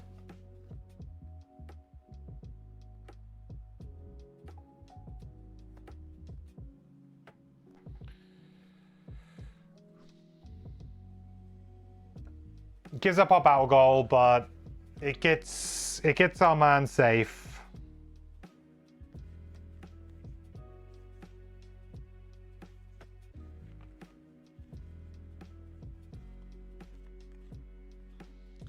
And we can go and pick up a bomb. Then maybe we go late next turn. We go late then early or something to get it off. So we go early here, but then we go late then early.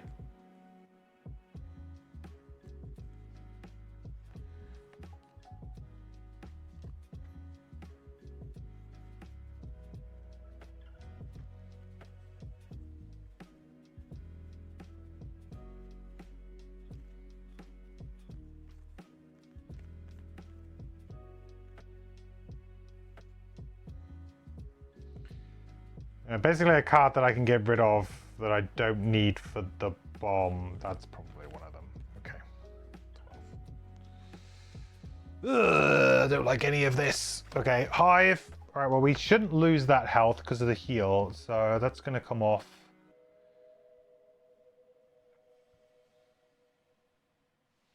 Because we can choose the ordering of that positive effect. So that's good. So Hive, we are running away. Kind of. 1, 2, 1, 2. Pick up a bomb.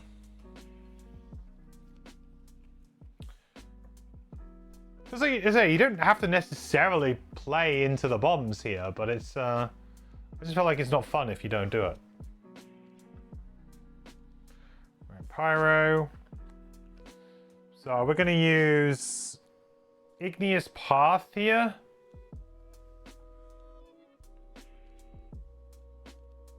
Oh, hang on. Is this guy gonna get me? Jesus, he is. They drew their multi-target as well. Okay, he can't get him. Thank God for that. I guess I'm just gonna have to draw the fire, aren't I? Let's just use Igneous Path now. We'll get it over and done with. We'll just kind of like segregate the scenario a little bit. Cut this top bear off. So within range 4, We'll choose here.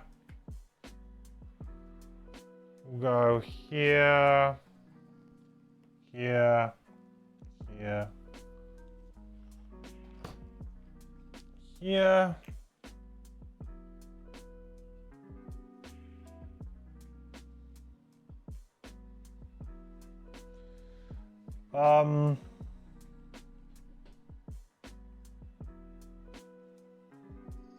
It's going to create fire.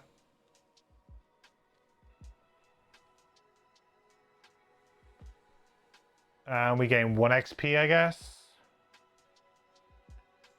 Not great, but we failed that. Needs must. Then we're going to use the bottom of Return to the Source to do some serious healing here. I think I need to end up like about here, really. We can go 1. I could use my boots, couldn't I, to move more to get like an extra heal, but probably not worth it. 1, 2, 3, 4. So I should get 3 there. Different 1, 2, 3. I think I should get 3. Okay, cool.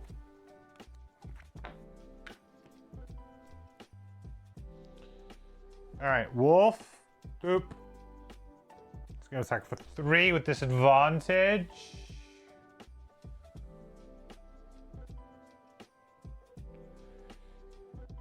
Come on, miss. Okay, 2. It's done. Right, these guys are gonna move 2.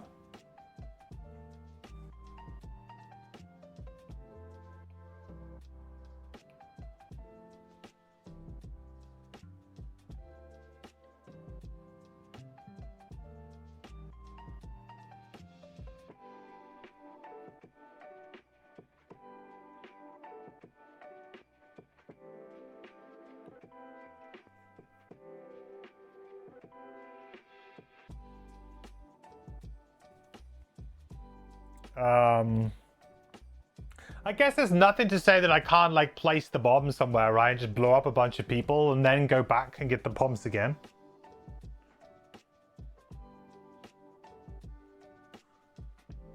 I can't move.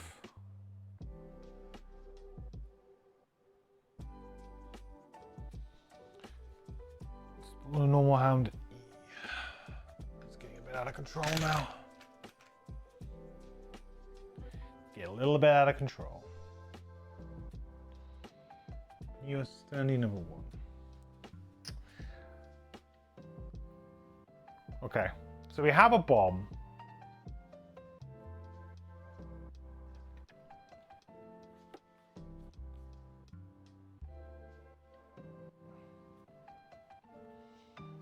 Now, awkwardly, I can't quite get there. I could go 1, 2, 3. Place the bomb 4, drop back. Blow the bomb up there. That would kill like the polar bear and would kill this. It buys me a little bit of breathing room. I just feel like at the moment the scenario is getting away from me a little bit. I'm a little bit nervous about that. I've only got a maximum move 4, move 5 with my boots. So 1, 2, 3, 4, 5. I can place it down, I suppose. Don't necessarily have to blow it up, right? Nothing to say that I need to blow it up the turn I place it.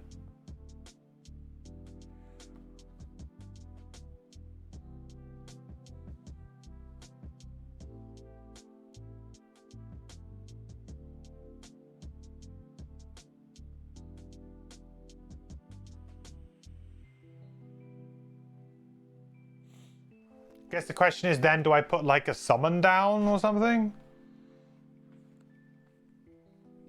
Yeah, seems okay.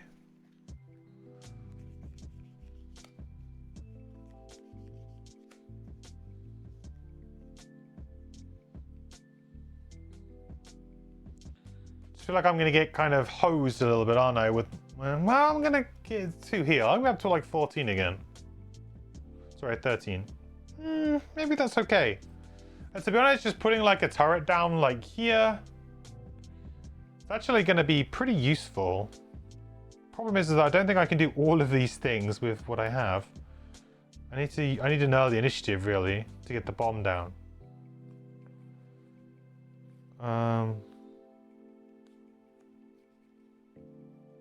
What can Pyro do? Might be better to look at what Pyro can do. Either way, we know we have to do something pretty fast on Hive, because that bomb we can't have a bomb on us.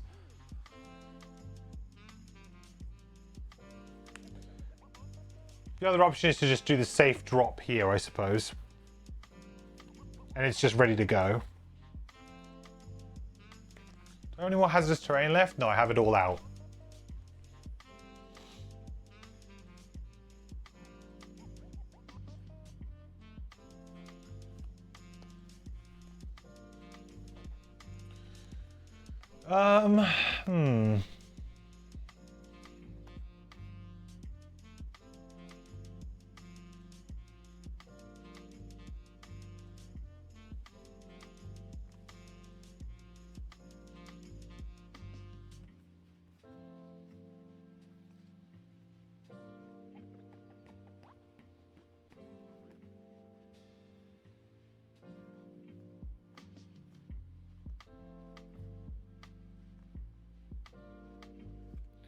Yep, this is looking a bit weird.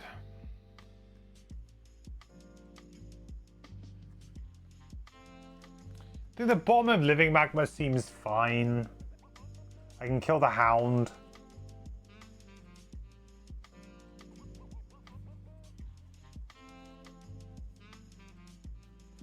Maybe use the top of Cooling.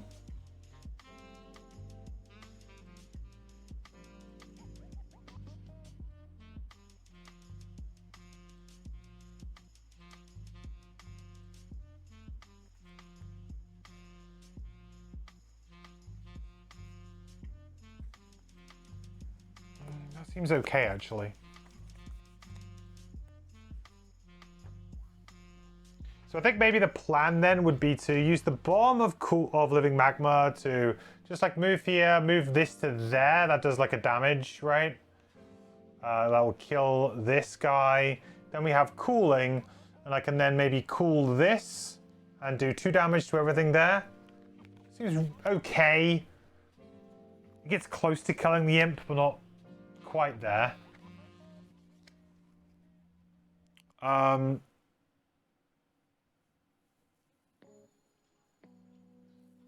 could then also just like put an obstacle there or something to block it up even more, forcing them to have to walk through or go all the way around.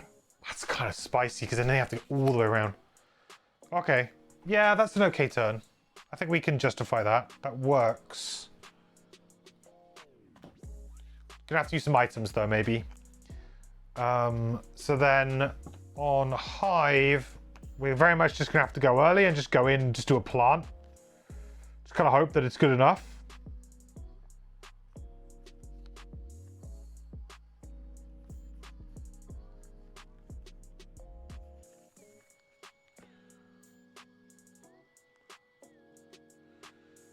Right? I mean, there's not much else to it.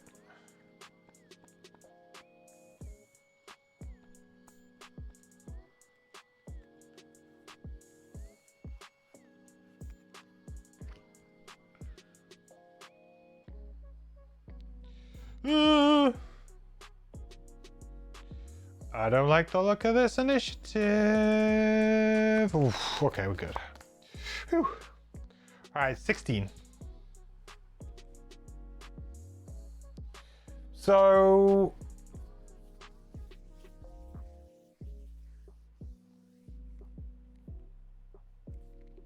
I want to do the attack first. I'm thinking about like, you know, maybe I can just like do some damage to this, number 5. It's got 4 health, I can get some pierce on it.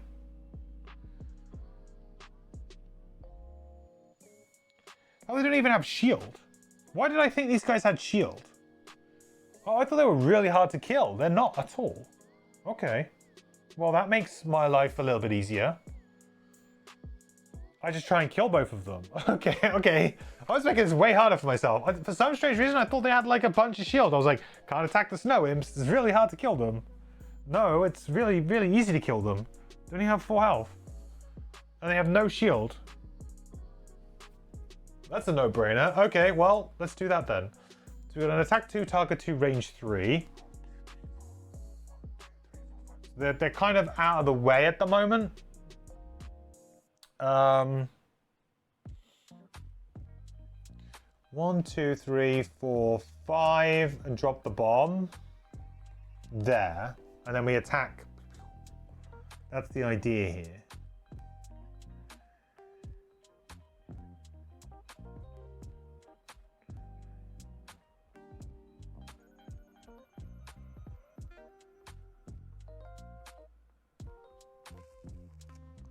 I can give myself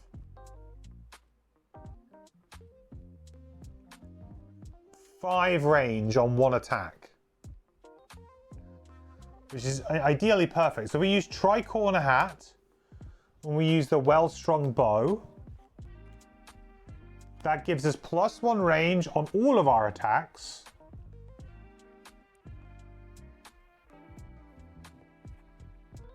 But it also gives us, let me just move this up.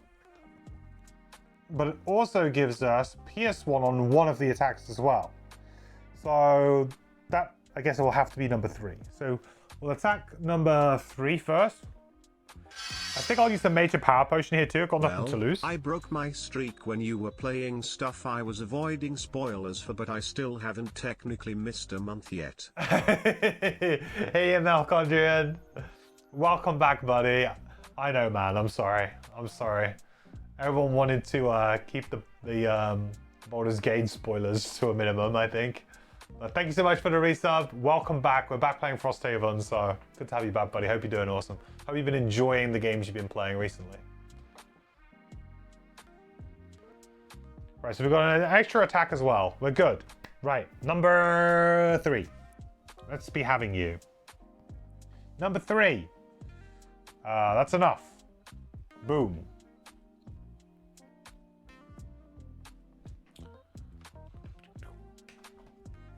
Down they go. Number 5. Also enough. Down they go. Nice. Okay. I was making this way harder than I needed to on myself, I think. You bounced off Baldur's Gate 3 a couple of times, but you're finally enjoying it.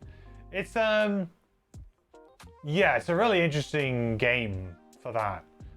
It has a little bit of like restart-itis, I think. Kind of similar to the Divinity Original Sin 2 as well, that I found.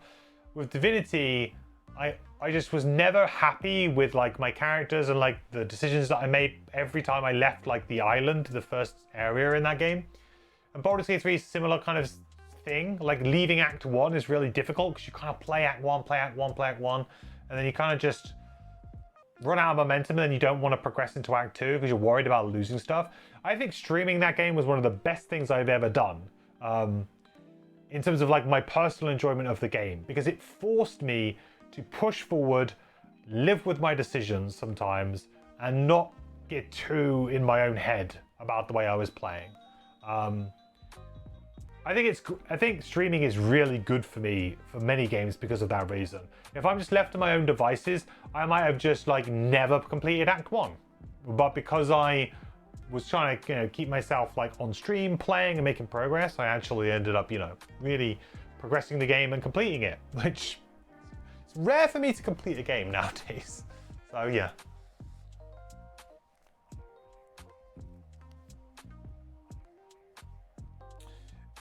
Yeah, I agree that Act 3 is a little bit crazy at times, especially if you have like leveled up a lot up to that point. Like if you've explored everything the game has to offer, you will be crazy powerful for sure. 4, and then we're going to use our boots. Move 5. Whoop. Drop in the bomb. Payload has been delivered.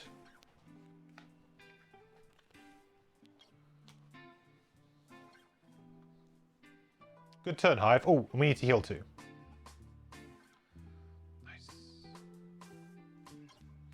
Oh, hang on. Oh, I had a minus range on my repair drone. I couldn't do that. I'm going to have to do a disadvantage attack against one. Just realized my repair drone gives me -1 range. Shoot, after all that. I was thinking, yeah, don't these things usually have a downside? Yeah, they do. I guess I would have had to have attacked one of them at disadvantage. So I'll flip another card. So the first one would have died. The second one wouldn't have died. Shoot. Oh, hang on. Precision potion. Ba-bam. Okay.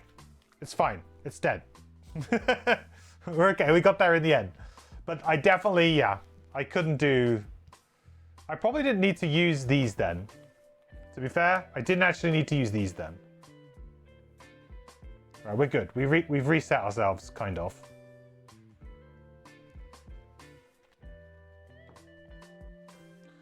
But I have lost my precision potion, which may come back to hurt me later on. Okay, Pyro. Your dice at home rolled as poorly as your dice do in BG3, you throw them out the window. Yeah. I mean, dice rolling games can be very... Like, if you go on a streak of just bad rolls, the game just doesn't feel very good, right? It kind of just really hurts your enjoyment of the game. Try not to, like, save scum, but it's difficult. Right, we're going to move this one here. I'm going to kill this hound. Oh, hang on. The bloodletting thing happens, right?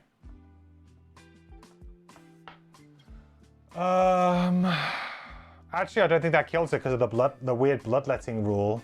The blood link rule. Because he's actually got... He would have healed for...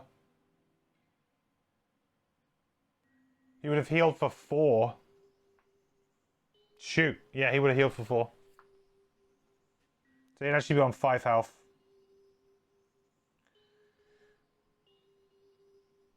Because of this blood link thing.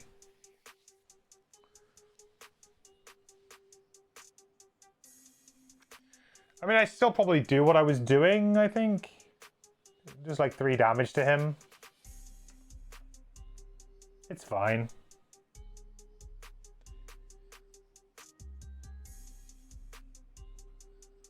Actually, I can move it 2, right?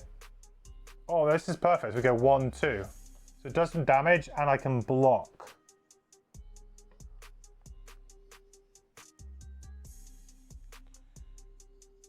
Take 2.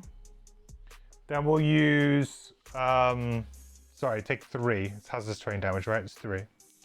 Then we'll use cooling. We'll replace this with an obstacle.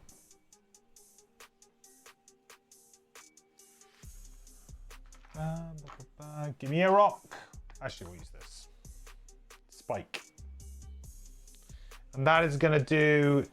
All enemies are going to suffer 2 damage. So both bears are going to suffer 2. And so is imp number 4. These 2 imps are dead.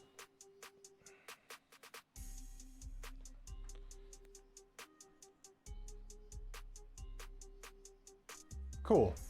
Let's get us an XP and a leaf.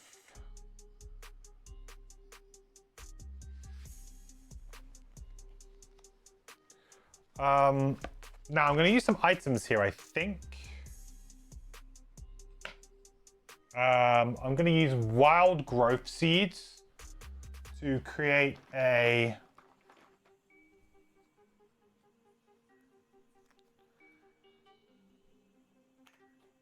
obstacle there.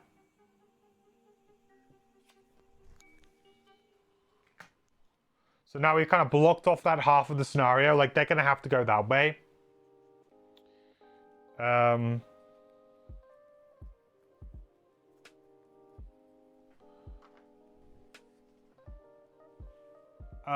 Do I want to use Major Stam here? I don't know if I do.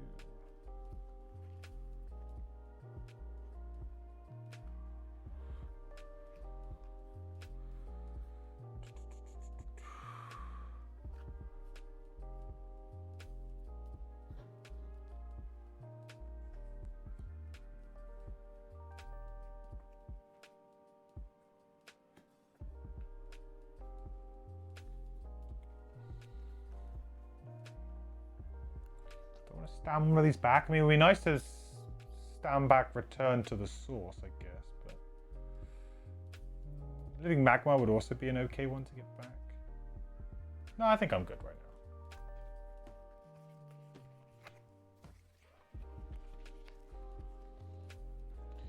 I think we'll probably use the attractive bracelet to kill the hound, maybe.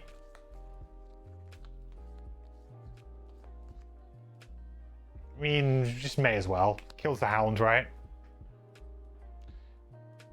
That ain't a bad thing. Okay. So yeah, hounds go. I mean, I could just leave the hound to it. Or I could just kill it right now.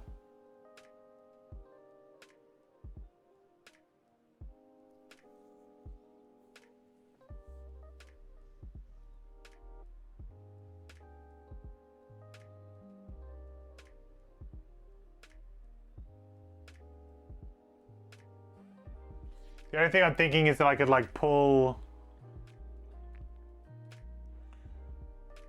this guy this way, which is kind of interesting because then it's got even further to walk. It's just basically stuck.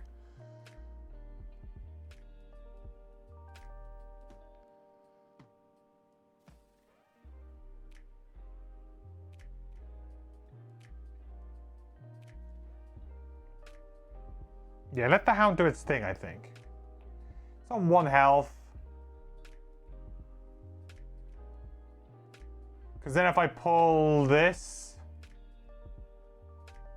up to 4.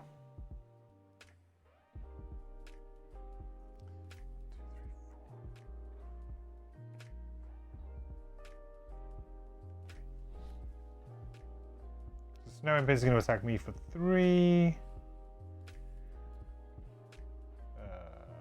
2 and a brittle. Brittle's kind of scary. That's Snow Imp done. Yeah, so I could like just pull this one.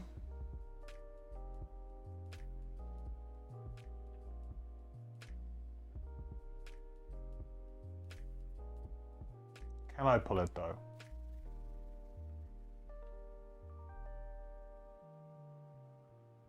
Is every hex getting closer to me? That's getting closer.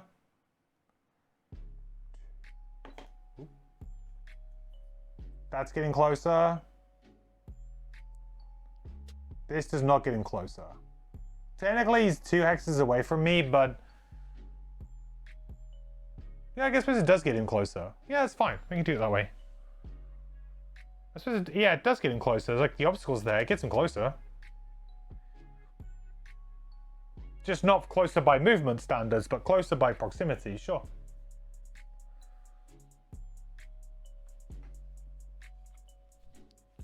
So he's like full-blown stuck there now.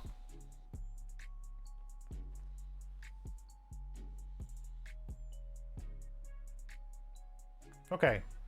Snow Imp at F. Alright, well, we're going to blow that up and blow the imp up straight away, I think. Oh, I had to move this guy, right?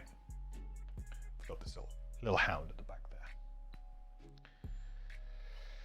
Alright, no pressure. Hopefully 19 is going to do it. We'll blow that up, and then potentially we will, I guess,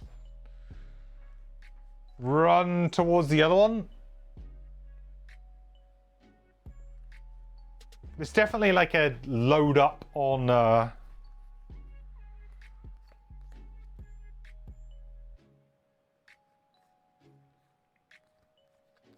load up on a bomb round for sure. If I can move here with my pyro, pick up a bomb from here with my pyro this turn would be pretty good.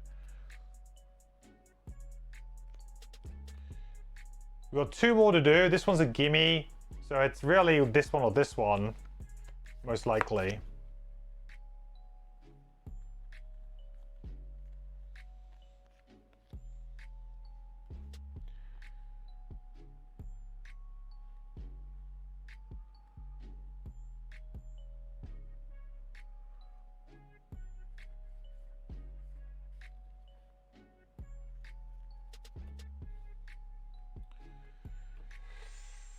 The lack of heals scares me a little bit.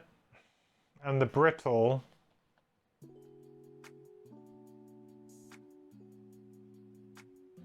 The thing is I've got to move 5 with jump, or move 6, maybe move into move 7 with my sturdy boots. Ignores difficult terrain too, which is this. We could go there, and we could go 1, 2, 3, 4, 5, 6, 7, drop a bomb. Like, that's really possible with the move 6. Okay. I'm liking what we're putting down.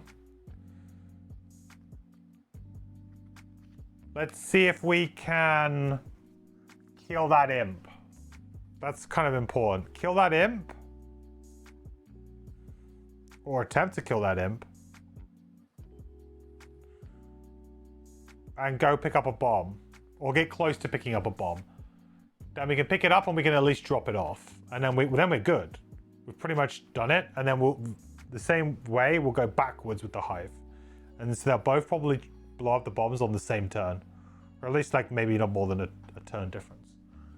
Okay. We're gonna have to draw, I got spyglass, I guess. We're gonna have to draw well here.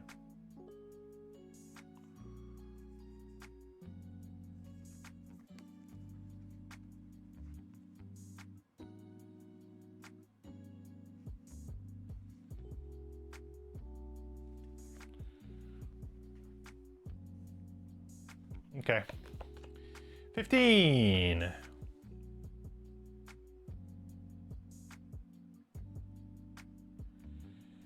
Hive. We will be going. Well, we know we need to blow that up, and then we just need to go back, right? The problem being we are next to it, so we're not in a great position to blow it up. We need to be about 4 away.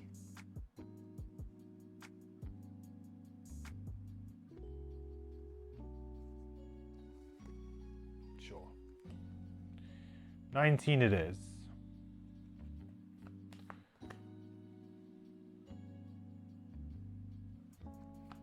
Okay, good. Pyrus first. This works out kind of okay. So first up, we're just going to use, I think, Force of the Earth here, just to attack the imp with just a hope and a prayer here. It's got 2 health. We're attacking for 1. We need to draw a +1. I guess I should probably just use my spyglass here. Let's try and guarantee it. I don't really want to take an attack of 2 with brittle. So let's give ourselves advantage.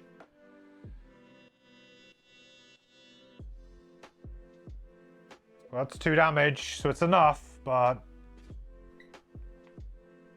you are gone. Sorry, this one is standing number 3. So it goes, but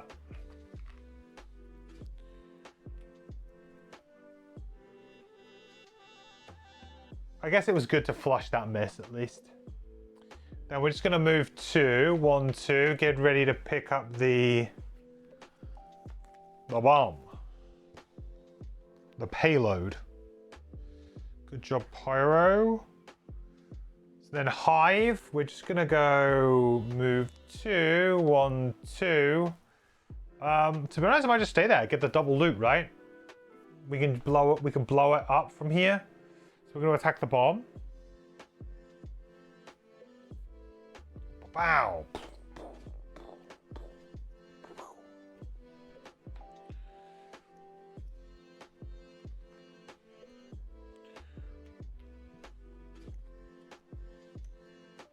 Double loot.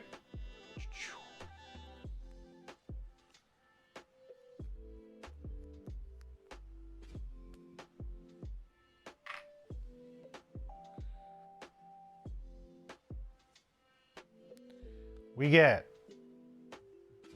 coins. Good. Coins are fine.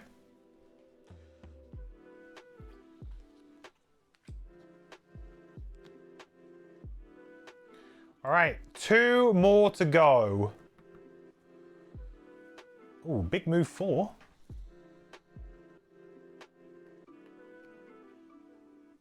Dangerous move 4 there. Oh, also this guy heals up a bunch because he's basically fully healed.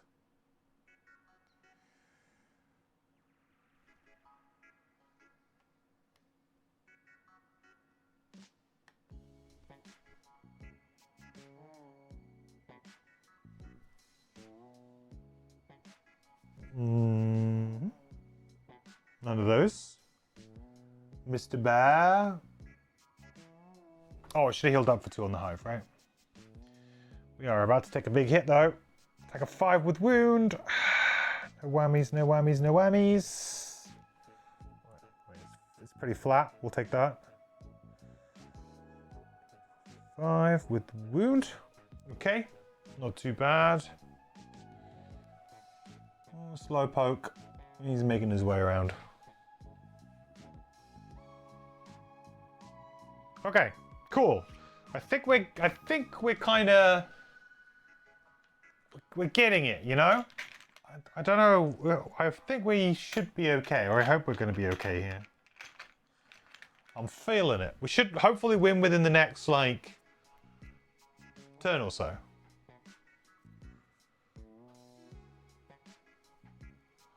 Number 6.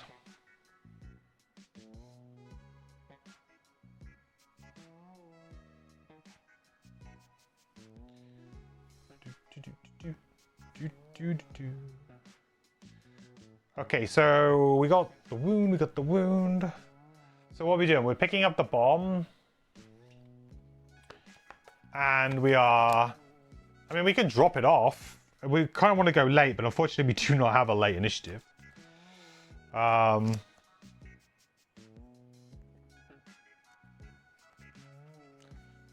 do a little bit of a self-sacrifice. Drop the bomb in there.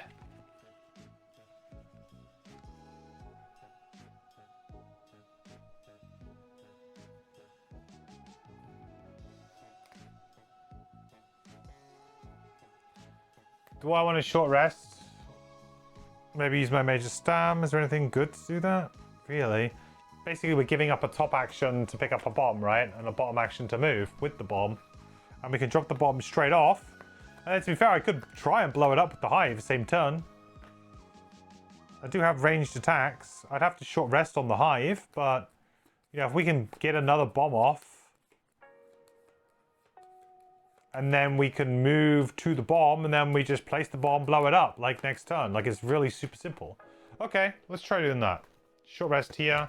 Also, to get Zealot, I should probably be doing this a little bit more too. I was right when I said I wouldn't get much XP this scenario, though. 2 and 4, really pretty bad. But if we get the challenge, which we should do, then that's fine. I think we can burn coiled limbs. I don't think we need to jump anymore. We're not the one who's going to be doing the movement anymore. All right, Pyro is going. Yeah.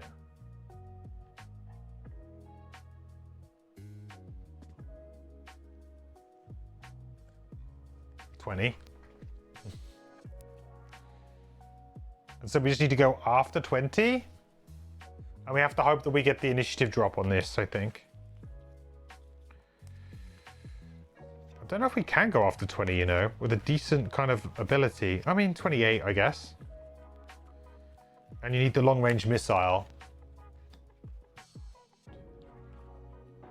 Yeah, we can get it. Firing the long-range missile, chat. Draw. I think that's okay. Hive's going to take a bit of a hit here, though. We're going to get 5 damage here. Yep, that's 5 damage on Hive. It's going to come down to the wire a little bit. Move 4.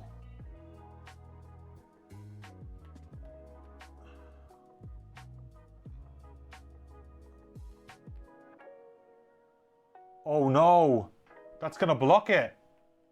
Hold up. No, that's not allowed.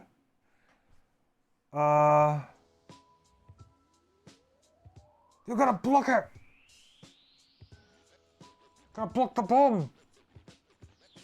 How am I going? 1, 2, 3, 4, 5, 6, 7. I could drop the bomb there.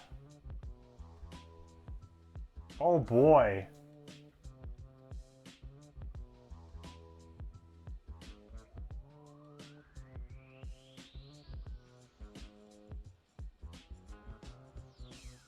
Where is this guy? Up here?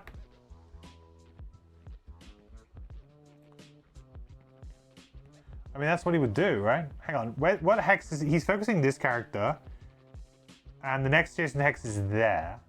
So this would be 1, 2, 3, 4, 5, 6, 7.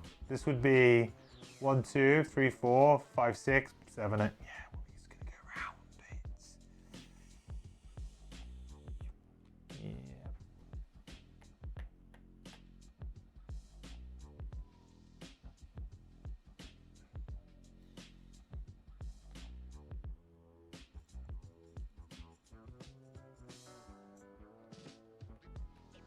Yeah. I mean, it happens. It happens. There's nothing I can do about it.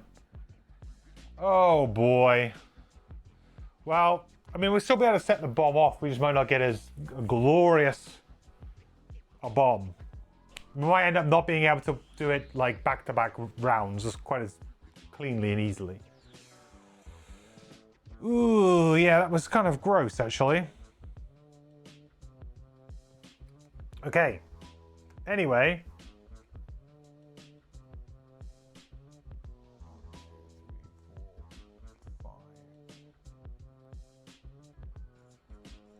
Yeah, it just doesn't work.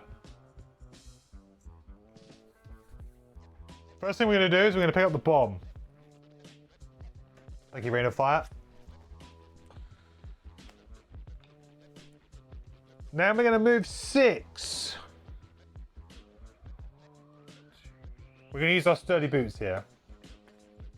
So move 7 and ignore difficult terrain.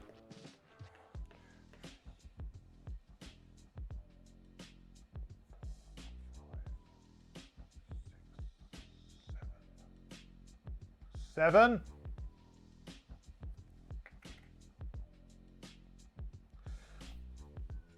Oh, it's in such a bad place. If it could have gone there, that would have been perfect, man. Then we're going to take a damage, which is going to trigger the brittle. So we're going to take 2. Brittle drops off. Might be just burning cards crazily here. Use a major stam to get a card back.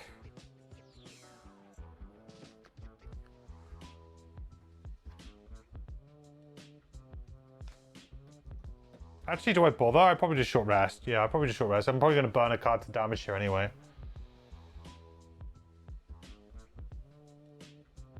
Oh, man. Well, I guess I'll be burning 2 cards to damage. So, yeah, I guess I do use it.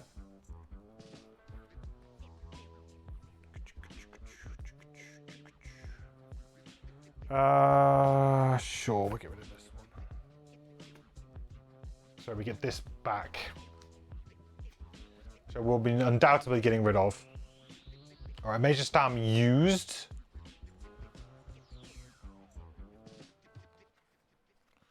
All right, 2 cards in hand. That is Pyro done. So Hive's going to... Yeah, basically going to heal up for 3 there. Let's drop off because of the reconstructive aid. What I really wanted to do is be able to detonate it from here, but I can't now. 1, 2, 3, 4, 5. It is 5, but I have the repair drone. I could, in theory, discard the repair drone here to essentially just remove this. I would no longer get the heal 2, which, to be honest, the scenario is almost over.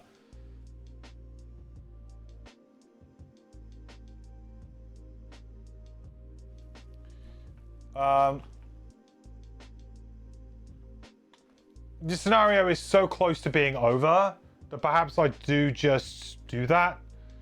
Because it's like 2 health versus nothing at this point in time. I guess I should probably use this plague thing while I'm here though. 1 and 1. Let's get you poisoned up.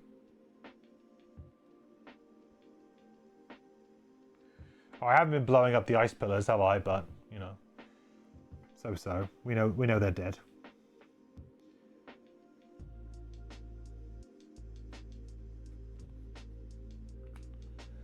Oh, I suppose I've got the well-strung bow, though, haven't I? That makes it 6. Oh, of course, because I didn't use it earlier. That makes it 6 minus the 1, 5. Okay, we can still do it. Right, long-range missile it is then. Let's do it. No whammies. Sacrificial pyroclast. Let's go. Bang. Oof. Blows up.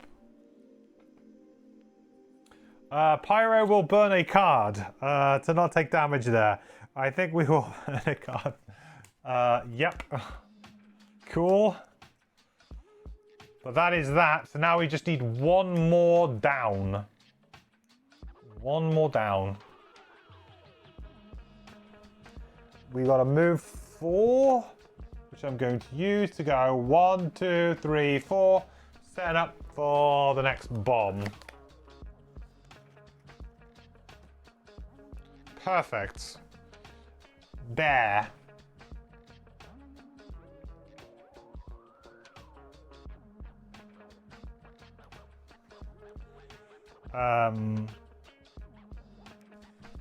Attacks the pyro, plus 0, so it's going to be 3 damage and a wound.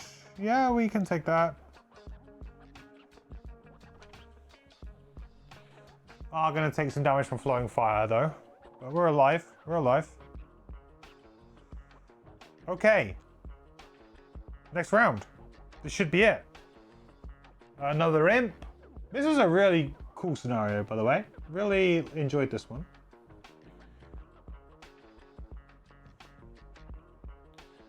This was designed by Joe Holmes, so I'm not quite sure if that's like somebody... Like, I think that there was some like external people and who actually did a few. I'm not sure who that is, but it's cool. It's a fun design scenario. Although, like I said, the only downside is that really to win, you probably need to not get experience points in some ways. But it's a side scenario, so I guess it doesn't matter too much. Like, these are the kind of scenarios to go a little bit crazy and just try things out. So I like it. But yeah, it's not a good scenario to go do to try and get some XP for your characters. Loot, possibly. If you've got a couple of good loot cards, there's some opportunities for you, for sure. Okay, so this round we are... I guess I'm now short resting on the pyro. I probably didn't need to use the stamina potion in the end, but oh well. Can we go and grab some loot is the question, really.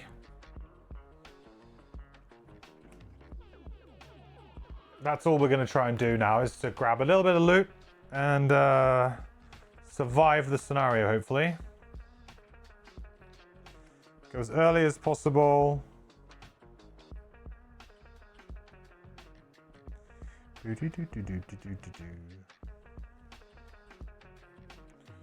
Maybe get an XP in the process.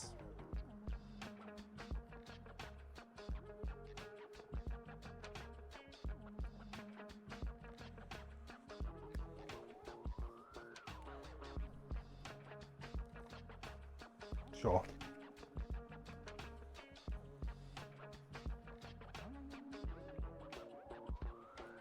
So all I'm doing is I'm using the bottom to pick up the bomb. Oh, I won't be able to do it this turn, actually, will I? I could place it, so I need to detonate it. With my pyro, probably. Yeah, I do, actually. That's fine. Because I will need to give up my top to pick it up and my bottom to place it, as basically. But this way I think we both probably end up getting some loot.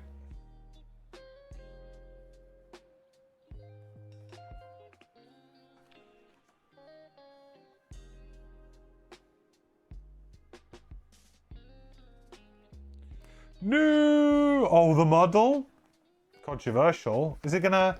affect me? Oh, it will affect me for sure. 1, 2, 3, 4. Yep. Oop. There's a chance that we miss.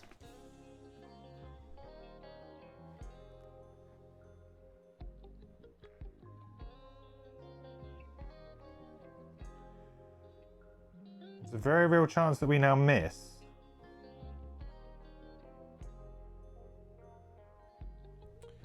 Okay, so Hive. First thing we're going to do is pick up a bomb.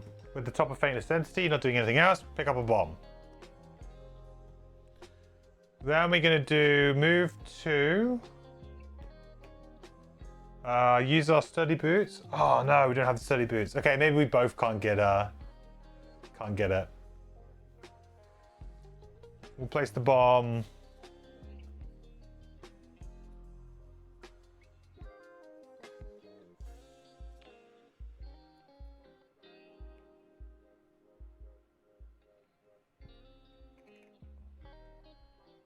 Actually, am I gonna be able to get that? Yeah, I'll be able to get it. Okay, that's all good. Bomb is placed, so Pyro.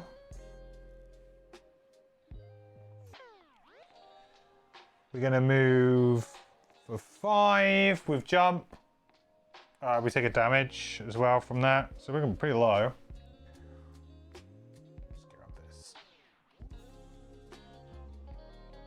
And we will attack with Return to the Source and just hope that we don't fluff it. Oof. Bam! Blows up. Kills this little dude. Kills this. And we just need to survive the round now, which should hopefully be fine because the imps aren't doing anything that's relevant. Nope. Sure.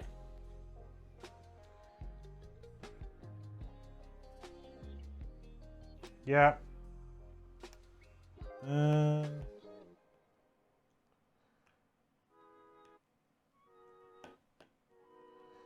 I mean, I guess it would go this way.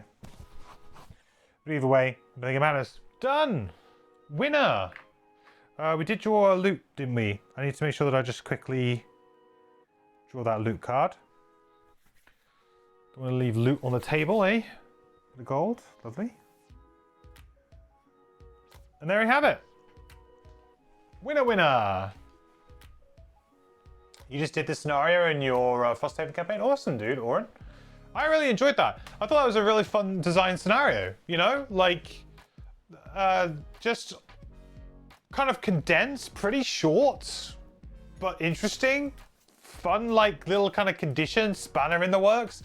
Definitely felt like a bit of a snowbally one, where potentially, if you weren't careful, the scenario could really get away from you very quickly. Like, suddenly, if you're taking damage, like, at any point, if you're holding a bomb and, you know, an enemy attacks you and you take damage and it blows up, like, that's a huge swing. You're going to have to burn a card. You're going to have to maybe go back and get the bomb again if you've moved away from where you picked it up. Like, there's, like, a couple of things that you really need in this scenario to, like, do it well, I think. Early initiatives, because then you can make sure that you can pick up the bomb and drop it off in the same turn, hopefully. Great movements, and the ability to be able to move, be able to like move through difficult terrain, through enemies, so jump, that kind of stuff is really, really important. And then maybe like a large hand size, because if you have a large hand size, then you can burn a couple of cards to damage without really worrying about it and kind of carry on as well. So I think there's like the 3 things, but it's a very, very fun scenario. Not much in the way of XP for the characters, that's for sure, but I guess that doesn't necessarily matter. You don't really need to have loads of XP every single scenario, and certain battle goals would have played really well into here. You know, I didn't end up doing any of the battle goals, but I'm not necessarily focusing on the battle goals right now. But we did manage to do a challenge, which is good. So we got the challenge done, so that's a nice thing to have done. But yeah, a really fun scenario. I thought it was good. A couple of early burns for damage made it look risky. Yeah, I can see that for sure. We really thought we were going to lose early. Oh, you're running Fist? Yeah, okay. Yeah, any character that's is a little bit all in with a low hand size, yes, struggling. One thing I will say, like if you're a type of character who needs to set up, this isn't necessarily a good one for you. And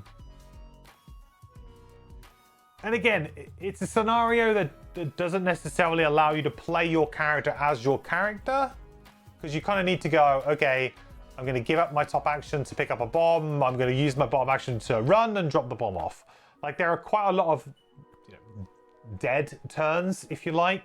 Playing solo, it doesn't bother me because I can just kind of play I just enjoy the concept of the scenario, so it's fine. It doesn't bother me too much. But I could see how, like, if you were somebody who really wanted to, like, oh, I really, like, I'm dead set in your ways of playing your character in a certain way, like, okay, I burn this card on turn 1, I do this on turn 2, I do this on turn 3. It's like, nah, this scenario really asks you to, like, nope, go to your sideboard, pick up some good moves, some good initiatives. You're gonna be just like running and blowing stuff up, right? You're not gonna be able to maybe play your character to the utmost kind of like crazy level you might normally like to do, or the most optimal level of playing your character.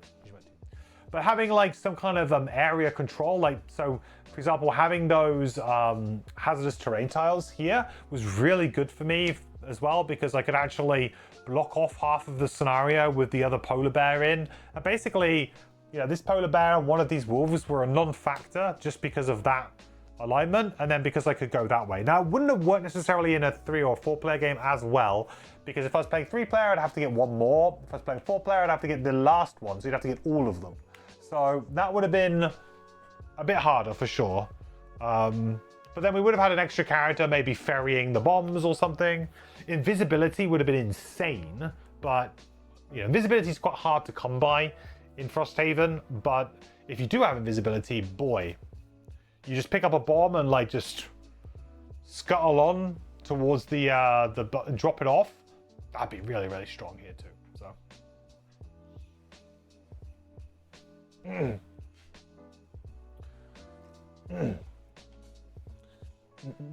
Basically, did the others picking up bombs and you just kept pulling back your range attack to trigger them? Nice. Yeah, that's cool.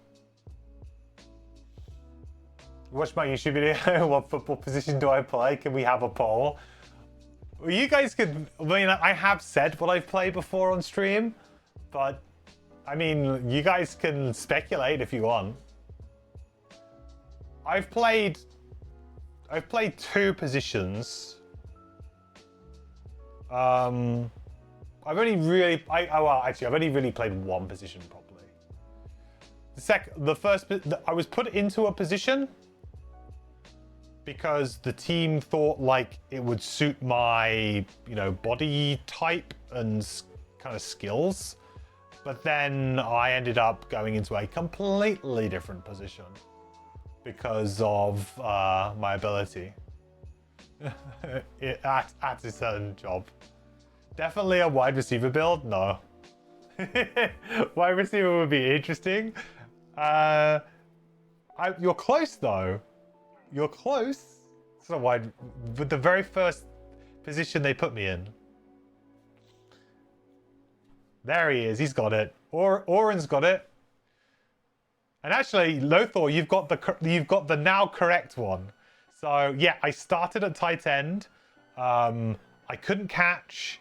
My blocking was pretty miserable. Yeah, just wasn't really the position for me.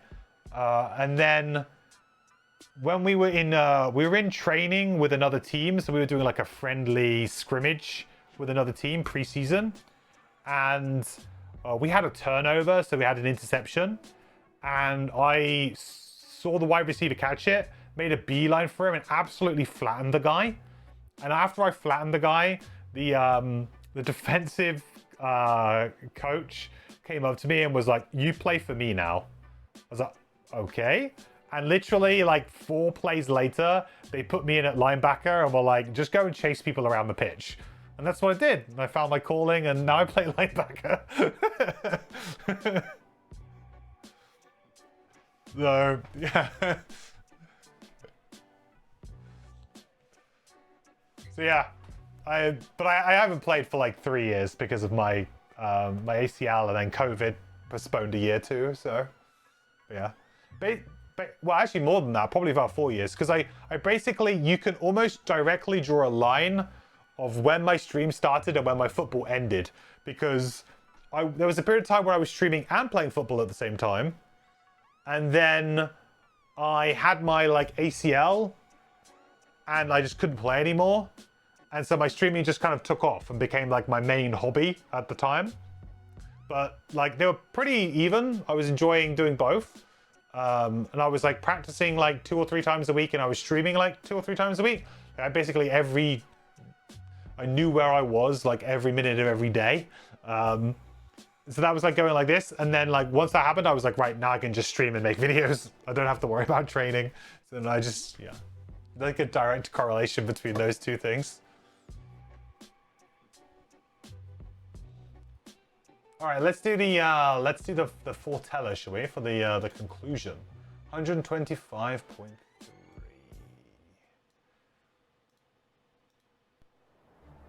Marvelous! Outstanding! Oh, it's beautiful! Pinter Droman stands at the site with a work crew behind him. I couldn't have hoped for a better result. The Tinkerer gushes like this for a while, racing around gleefully to inspect the stability of various parts of the site, which is now a mostly clear slab of flat rock connecting the 2 sides of the valley. Well, we'll need to dig up quite a bit to make it ready, of course, but no need to concern yourselves there. I'll be sat and descend for you when we reach the next phase. Hey, cool. So there's going to be more to this little chain? That's pretty cool.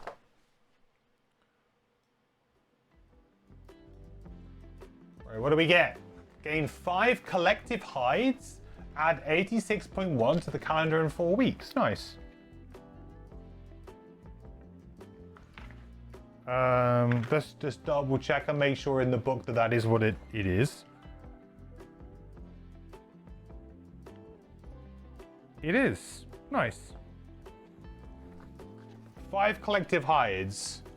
I mean, I may as well just chuck them into my Frosthaven stockpile right now. Good comments on the digital bit tape. You think I missed the biggest issue, which was not updating Mac and leaving the without player? Yes, you're right. A lot of people commented on the video about different things, actually. There's a few things that I wasn't aware of that people commented about issues-wise, which I was quite surprised. Kind of makes it a little bit worse than what I was initially thinking. Like, I was kind of like, yeah, like, there's some issues, but it's okay. Like, you know, bugs are bugs and patches are patches and things happen.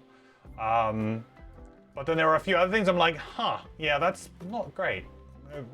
I hope they haven't decided to, like, just completely remove it.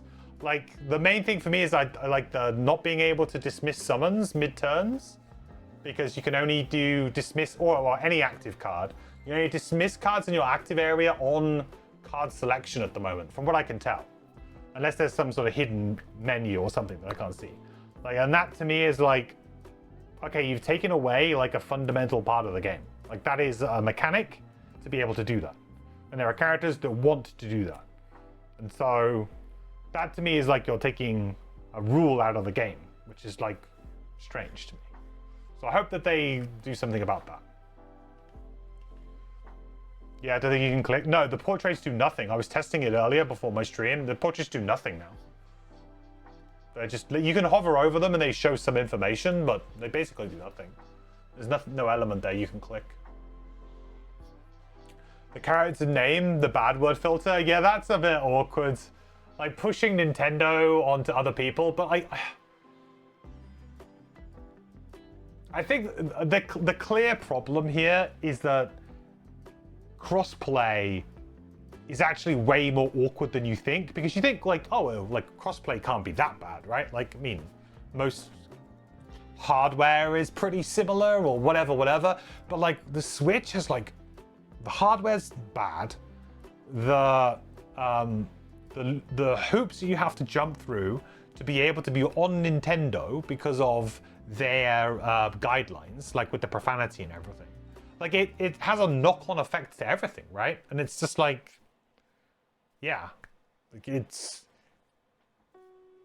maybe. I know that people wouldn't have been happy, and they said like, okay, well you can crossplay some, but not all. But the fact that they were like, we're going to crossplay everything, may have been a mistake. Maybe they should have been like, do you know what? We're going to crossplay like everybody on PC. We're going to crossplay, you know, certain systems, and maybe it should have just been like a line in the sand and said, I'm sorry, but we can't crossplay these things because it's just going to compromise the experience on other platforms. I don't know. Like, it feels now that other systems are getting compromised versions because the crossplay is there, and loads of people do want to crossplay. So I mean, if there's enough people, it's definitely worth doing, because there's a huge amount of people on Nintendo Switch who want to play with PC, Xbox, whatever. Then if that's the case, then okay, rather like those people have an option. But yeah, it's tough. That's tough going, man. It's not an easy decision to make, and it's unfortunate that they didn't get all of the testing and everything done first.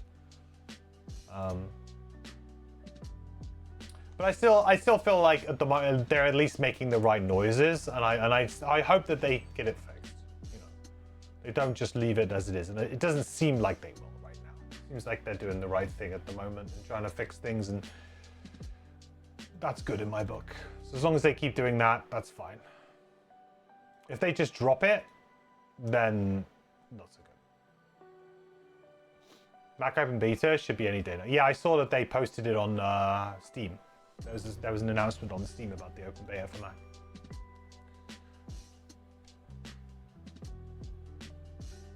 Okay, we need to add some stuff, don't we?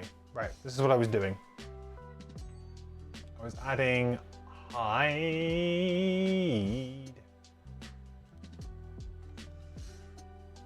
And we were gonna some other things, right? Success.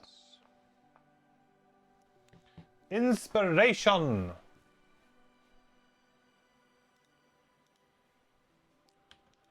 I think we're going to be good for inspiration. We're going to be able to easily double retire when we come to the retirement.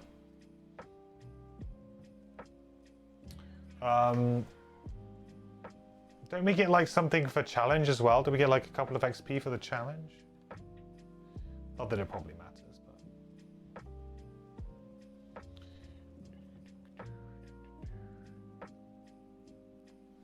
Right, let me just update my spreadsheet with all this information. Make sure that we're up to date.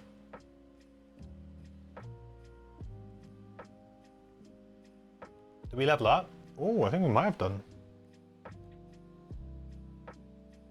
What? We leveled up ages ago.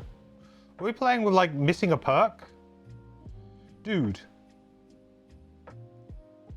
Were we?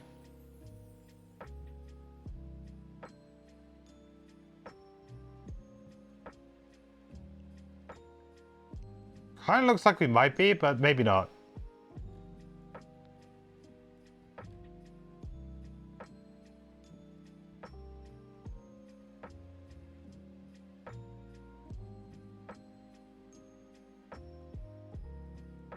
Maybe we were.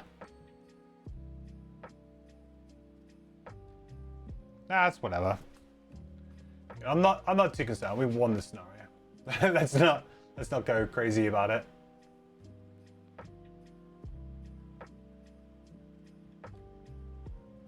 The problem is that I accidentally clicked them, and then like there should be a lock button. That would be super good on this, by the way. A lock button. Look, because it's really hard for me to add these perks in.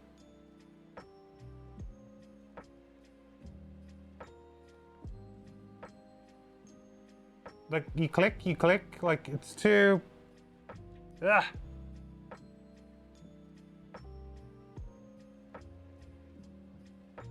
You have to zoom in even more. It's like max zoom.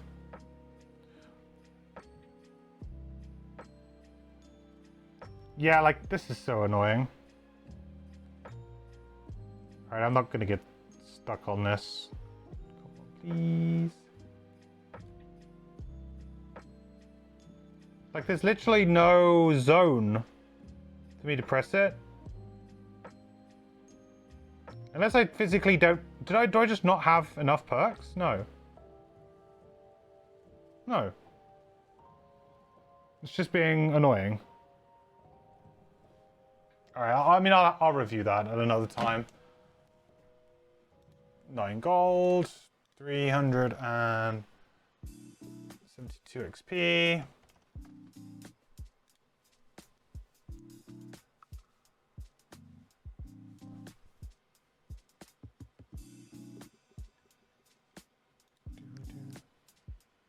One, two, one. I think we're on about 2. 1.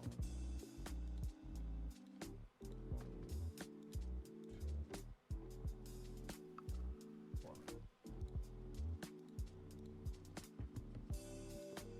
Wow, it's been a while since I've updated my spreadsheet, but apparently.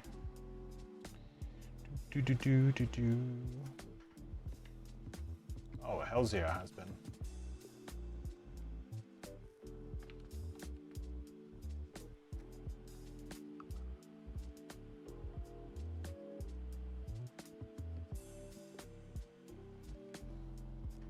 This can't be right, man. I've definitely donated way more than this. This is about like 45. I feel like I'm closer than that. Is there like 4 scenarios out?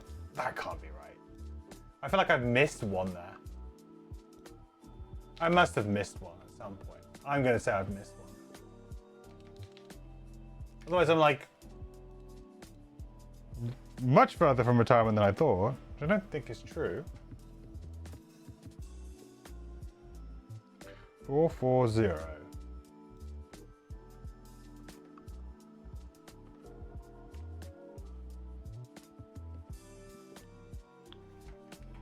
All right.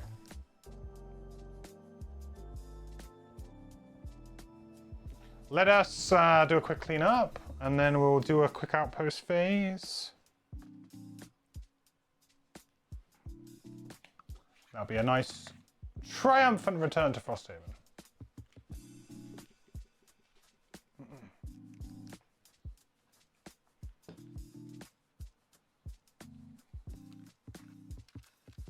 Lol, quick outpost phase. Famous last words, huh?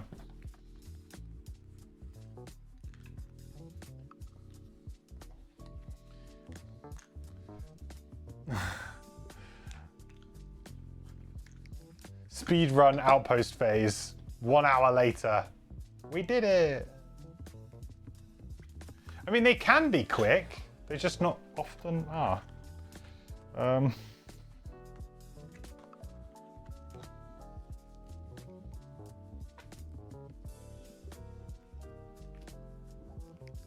Oh yeah, I need to do this as well.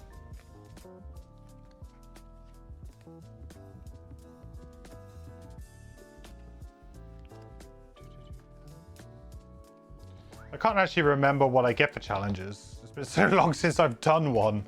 Is it like 2 XP on each character, and you also get like you get like a check mark, right?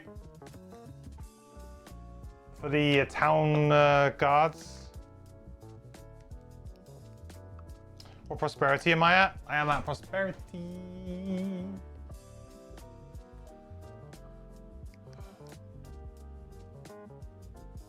Oh god. 5, just about to go into 6. I've got two more prosperity, then I'm at prosperity level 6.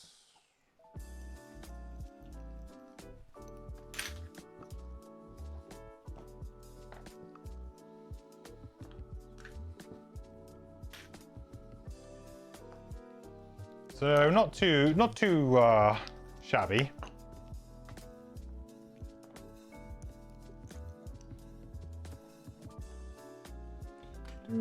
Do. Give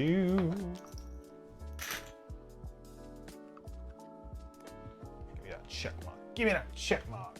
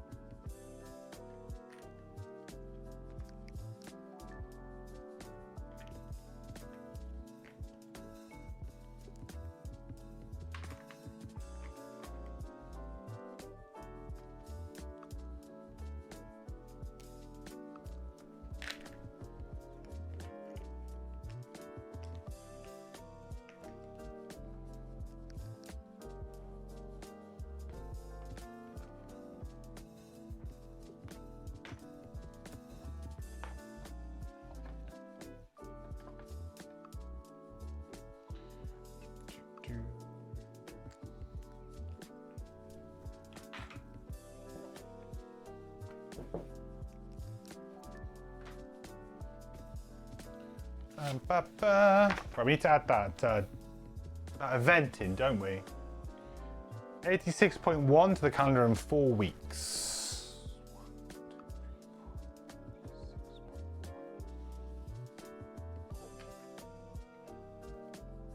Hang on, 1, 2, 3. Oh, whoops.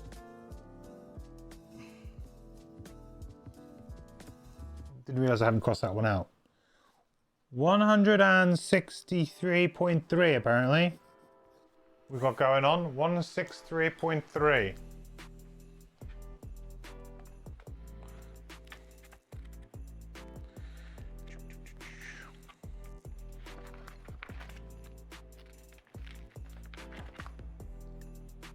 Ooh.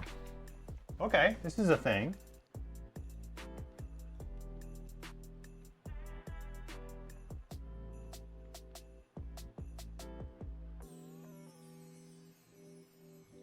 Let me just find the audio for it on Fortella.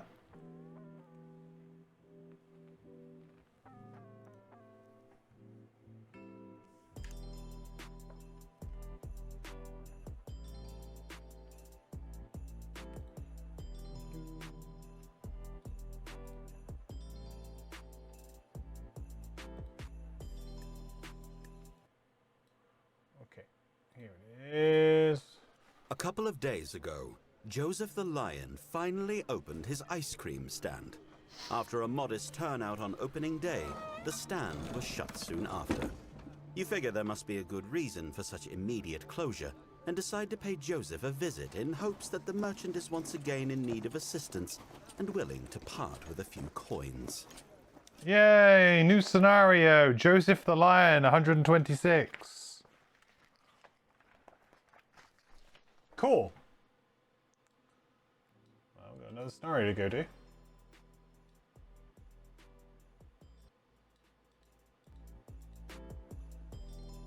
$126.6. Let's see if we got it on here.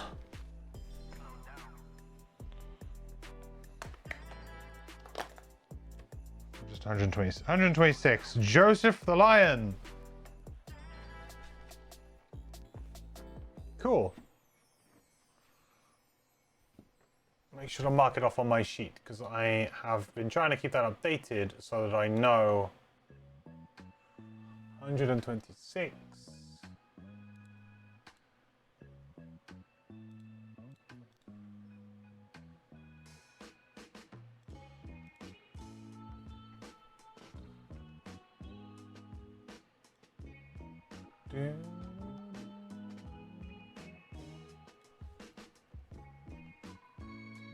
Joseph the Lion.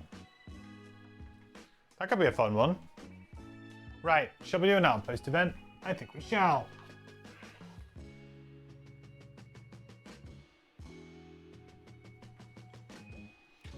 Oh wow. Not again. It can't possibly be, can it?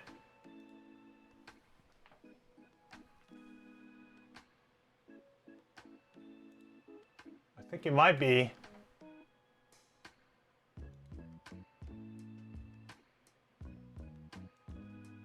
I think they're continuing the meme.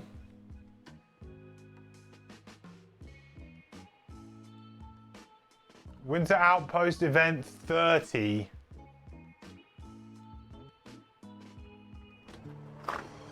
A cook stumbles out of the barracks, looking around frantically. He spots you across the street and lumbers over. Rats got into the larder! Several passers-by look concerned. He lowers his voice, then repeats. I forgot to lock the storeroom, and the rats got into the larder again. Help us shift out, or I'm going to get eaten alive by those guards. You folks always have some extras. Spare some so I can complete dinner? I can pay. He wipes sweat from his brow, waiting for your answer. Option A. Sell the cook some food. Option B. Give the cook food from your supply at no charge. Oh, at least it's different. What happened to my camera? Did my side camera not work today, guys? Did my side camera not trigger? I set it all up earlier and it was working fine. And then for some strange reason, the script is not working. So I went to turn the script off because I usually turn the script off around about now. Oh, god dang it. Looks like the sideways camera wasn't on today. Well, that's frustrating. Oh well, I guess you guys didn't complain too much.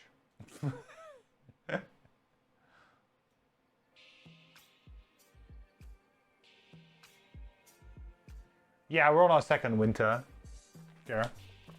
Just about to complete our second winter. So what are we going to do? Option A or option B? Let me get the poll going.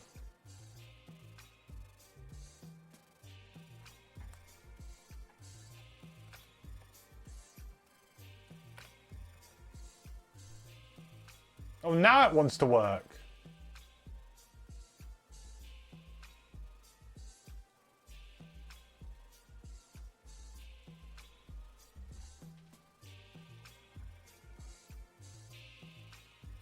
Ah, option A, option B.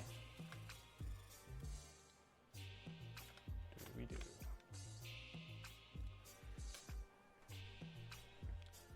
So option A is to sell the cook some food. Option B is to give the cook food from your supply at no charge. I honestly thought we were going to have to go and, like, you know, bop the rats for like 5 XP again. Whatever it is, 2 XP. Let's go.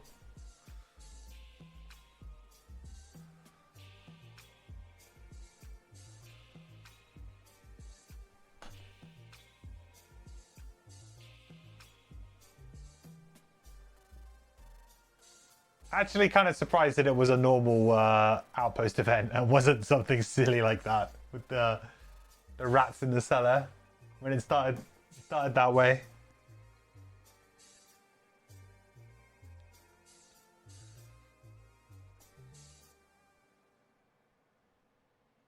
All right. The votes are in. Option B. Give the cook food from your supply at no charge. All right.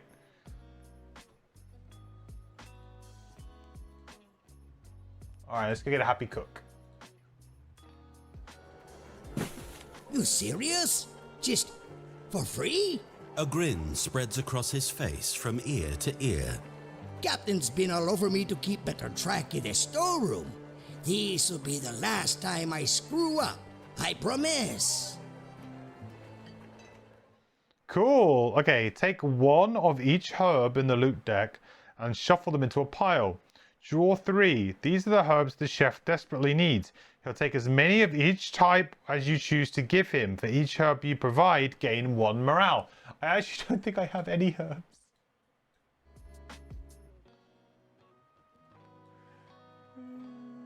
No, I might have... Okay, no, I do have some herbs. Okay. No, I do have some herbs. Okay. Right, one of each herb from the loot deck. Okay, we can do that.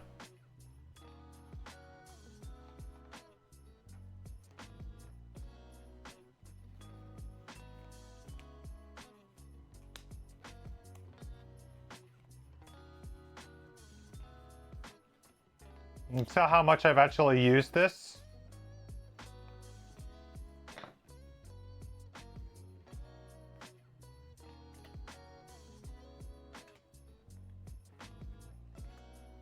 That's it, right?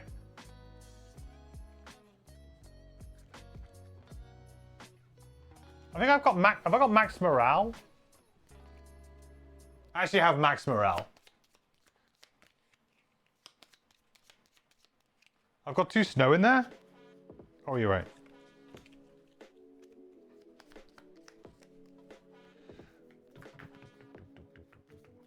We're doing join 3.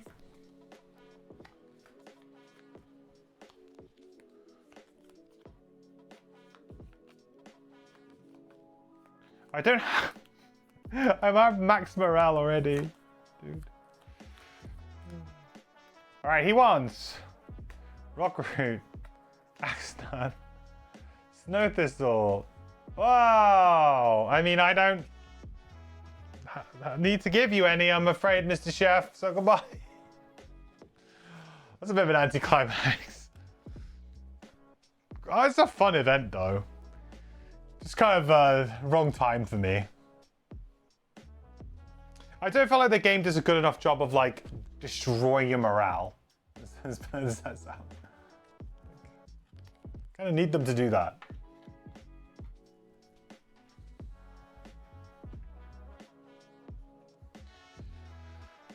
Okay, so that's that done. So now we're on to the outpost phase. We've got to resolve some buildings. So we've got all of our camps. Kind of makes sense to just chuck some stuff into the collective supply here, just so that we're stocked up. 3 for 2. I think we're the same for each one, right? Yeah.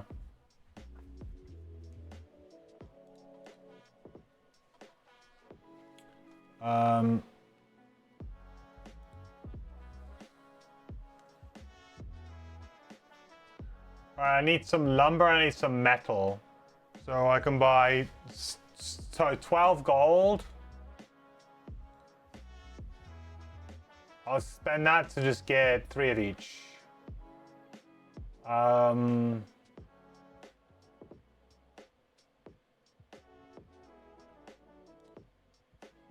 Let's go down to 15 gold on the Meteor then.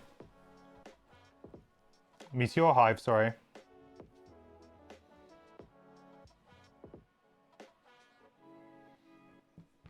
And that's going to give us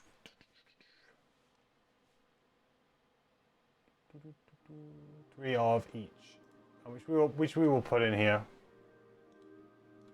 into the Frosthaven supply. Garden, gain 1 collective herb from the garden and plant herbs. So I think, what do we have in the garden right now? We have axe nut or flame fruit. I think we take the axe nut. Yeah, we take the axe nut for sure. Really, I need to probably plant rock root now. Or do I? Where's my alchemy chart? Or do I? Oh yeah, I probably do. Oh, arrow vine as well, actually. Need a lot of arrow vine. Let's plant arrow vine.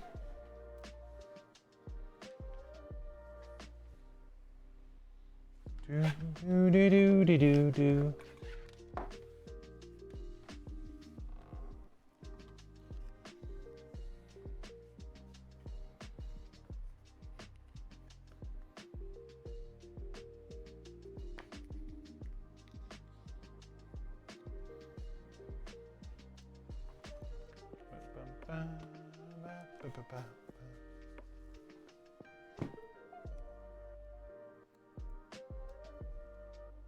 Should I cover is it the axe knot I should be covering up? I want to double check that.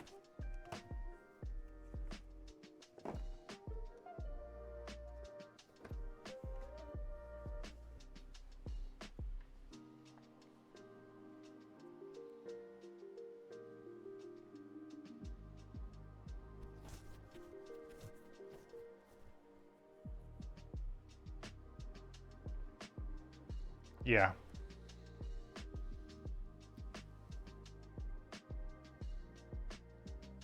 I mean, I kind of still need both, so. It's starting to get nice and thick, that layered now. Okay, and I don't think we need to do anything else here, really. I guess the only thing we need to do is do some blessing with the hive to get our, yeah. We need to train in the barracks. Hive, needs to spend some gold.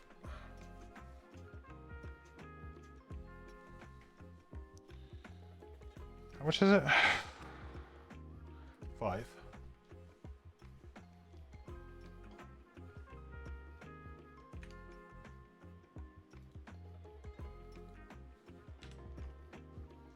All right, so I make it 55 out of 70, which to me doesn't seem right, but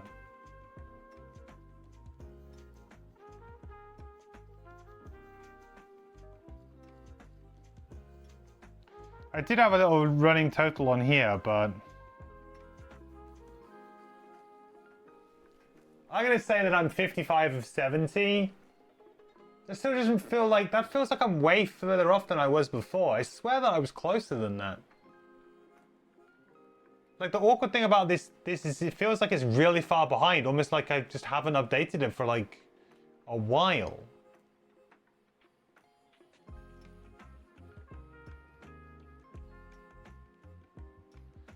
I might just speed it up. We're like, I missed maybe 2, so we like 60. Then we go 65, so we get basically 2 more scenarios. We do like, so the next scenario we do strong foundation, follow that to its conclusion.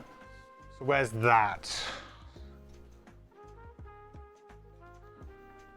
Is 65, following it to its conclusion.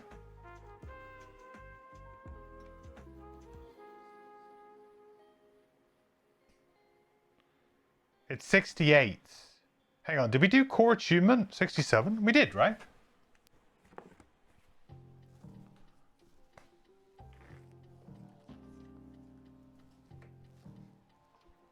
Sorry, we did.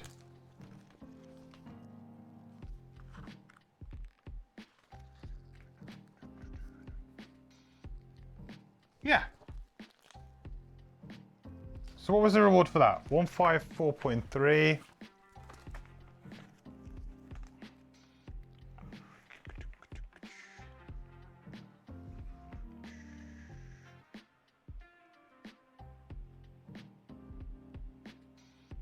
Well, maybe we haven't done it. Have we not done it? I've definitely looked at it.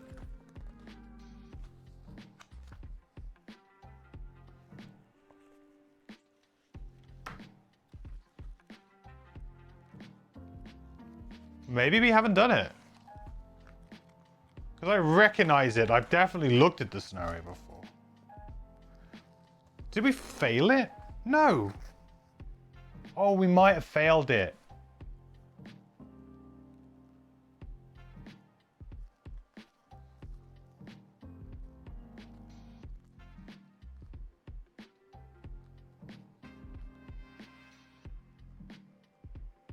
No, I haven't done it. I haven't done it. Okay, so that means we do core attunement next, and then that leads on to a scenario after that. So there's technically 2 more scenarios, I think. Technically, there's 2 more scenarios left. So if we just line that up, that's fine.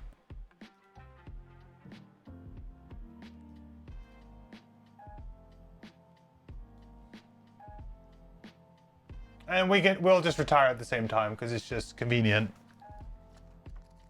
Okay, cool.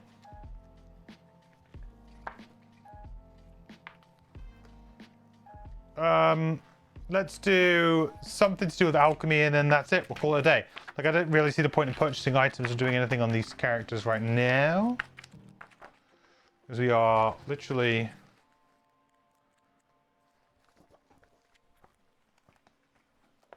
moments from retirement. So that we will potentially do something with these herbs.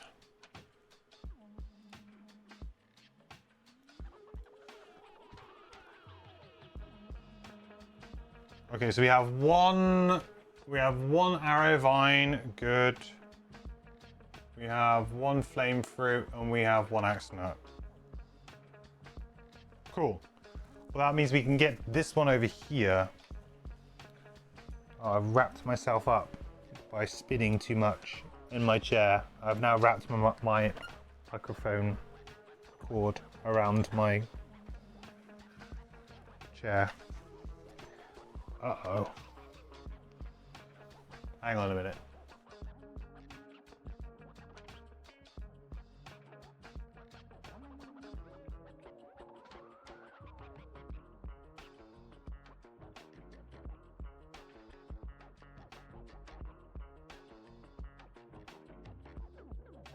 There you go, we're back. Alright, let's check it out. We get Major Element Potion 102. Nice. Cool. One of these. One of these. One of these.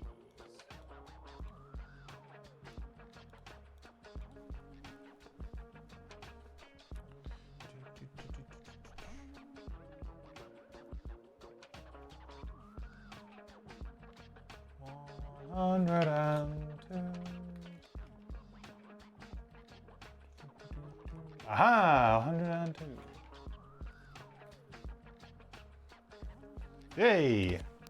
During your turn, make 2 elements.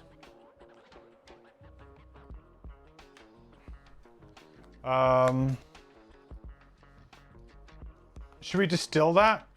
Yeah, and if we distill it, what should we get back?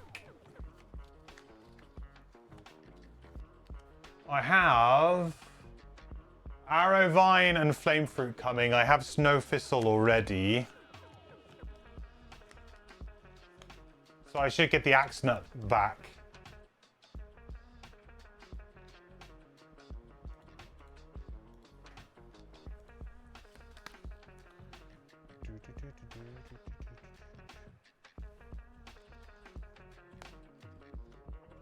Cool. Building buildings. Is there any actually that we can do? I don't think we can, right? I don't think we can do any of the camps, right? We have 7 prosperity, which we just don't have. Craftsman, we're close, but not quite to 6. Trading post, technically, we could upgrade, which would give us prosperity. It's probably worth doing. Library, no. Workshop, no, it's already doesn't do anything. Carpenter.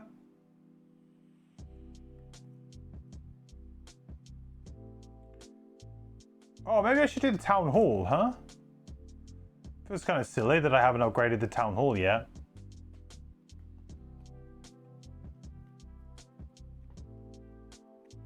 Sure. That's going to cost me 3, 3, and 3. And that's easy enough to do.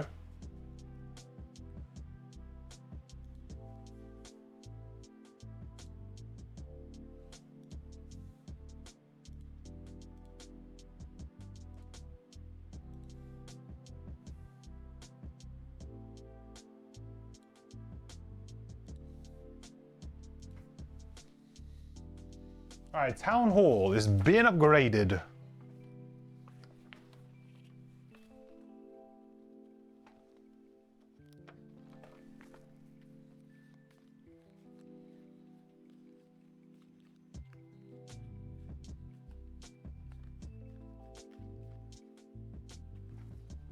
Town Hall level 2. Draw 2 challenges and keep up to 1. Nice. That's actually probably what I should have gotten way earlier. I would have made challenges a lot easier to do. That's a pretty big one. I mean, going from like just 1 to 2 and then having that choice is probably pretty good. Hang on, there was also something else on here, wasn't there? Oh no, there isn't anything else here. It's just this, right, that you do now. So it's just +1 prosperity, and we need the new sticker.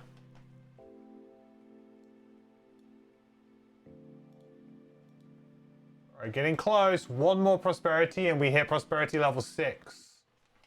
Not bad at all. So I need the new sticker, don't I, for that?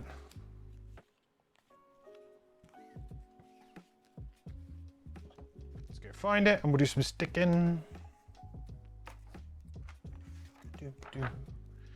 Town hall, town hall, town hall, town hall.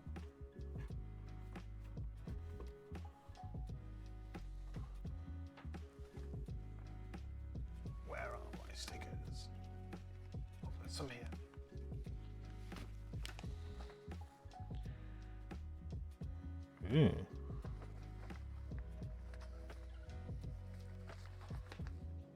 Nope. Nope.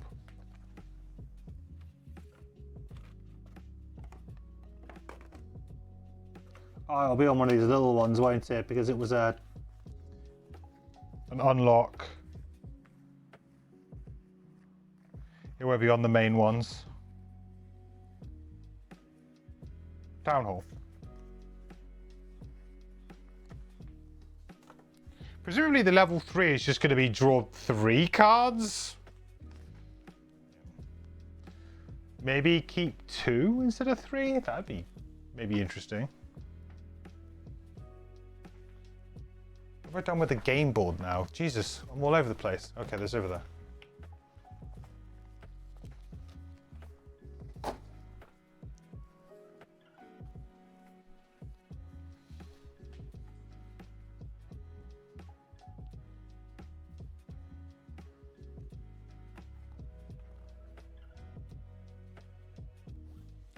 Town Hall, the one that... Oh, it's the Town Hall's the one that split the board. Yeah.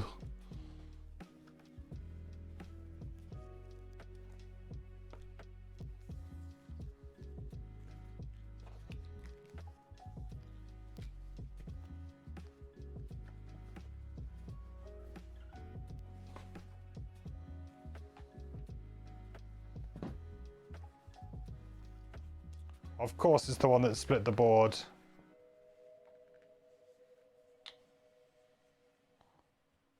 Yeah. It's kind of sad. You guys can't see it at all. See if I can push it up here. Very sad.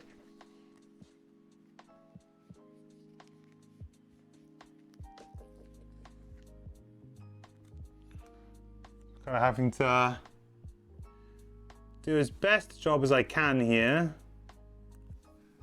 Considering that they're going to be like basically level like that. Oh, that's pretty good. Yeah, I'll take that. That's pretty damn good. And the other half.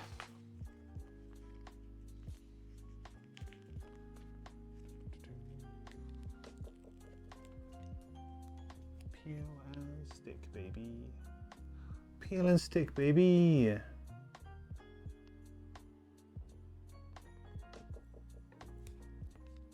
Ooh.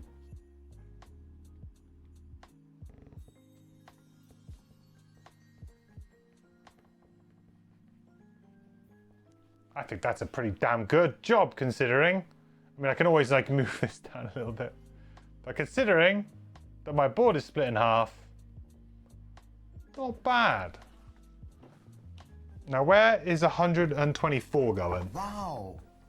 Thanks, Oxy. Appreciate it. 124. Where are you going? I like to try and find them. It's kind of in the mount. It's like a mountainy type thing, so it's probably down onto the south of the board. Here, down here somewhere. Maybe actually just above Frosthaven. On this side.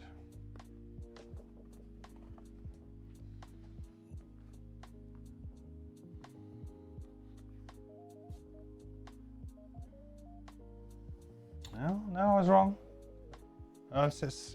It is outside Frosthaven? Oh, it is. It's outside. I was right.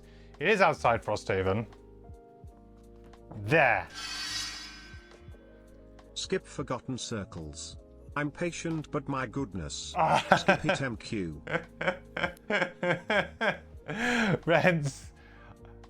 I guess you're not having a great time with it, huh? I mean, I have not. I mean, I still have it unplayed here. I didn't... Did I add it onto my pledge or not? I can't even remember if I added it onto my 2nd edition pledge or not. I might have done. But I think that the other half of my brain, you know, I then kind of woke up and realized that was probably a bad idea.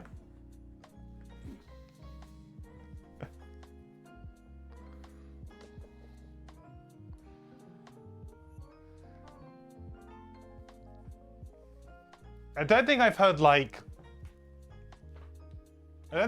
one really good word said about Forgotten Circles.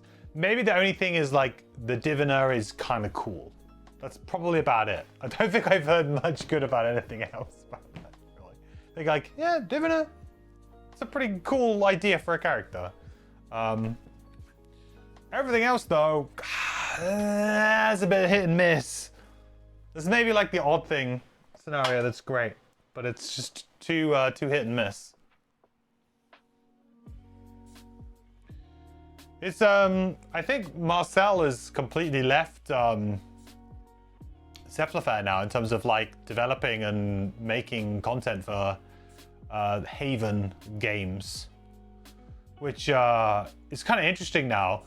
I feel like the thing is with like Marcel is that some of his content is the best in the game and some of his content is sometimes the worst.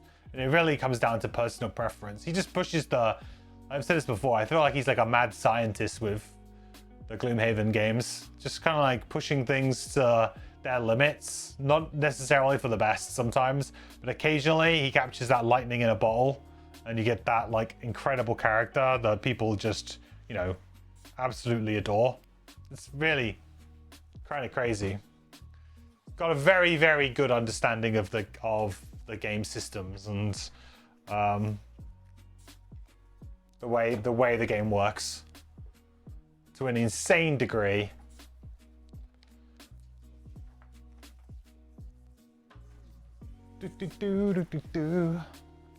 Cool. Well then, that will be the end of today's stream and the end of today's episode of Frosthaven. So yeah, that was fun. Really good scenario today. Really enjoyed that one. It was a nice change of pace and a bit different, and it was a nice one to get back into the flow of playing because it was kind of like just thematically fun. Not too tricky, but could have been tricky if you fall into a couple of pitfalls. Like they certainly can see that scenario becoming quite difficult quite quickly if you aren't careful. So I really enjoyed the kind of the dynamic of the scenario. It was a lot of fun and asks you to play a little bit differently. And the enemy choice in the scenario as well was good because they kind of they were dangerous and annoying for different reasons. The only thing I would say is that perhaps they maybe could have not died quite as quickly to make the game make it a little bit more difficult. But then the thing is that if you mess up, you get punished hard in that scenario. I just didn't really mess up. I managed to pretty much do exactly what I wanted to every time. Occasionally I had to change what I was doing a little bit, but never too much. So I was kind of good like that. Whereas I could see that if you were messed up by some really unlucky initiative draws or some multi-targets, could have been a lot worse. So yeah, awesome. I think so. Yeah. Oh, Scout the wins. bless. That's the blessing from Chat. Yeah. That's the blessing So, from. Isaac, at this point, can we get your approval to add an additional attack modifier deck for allies in the digital?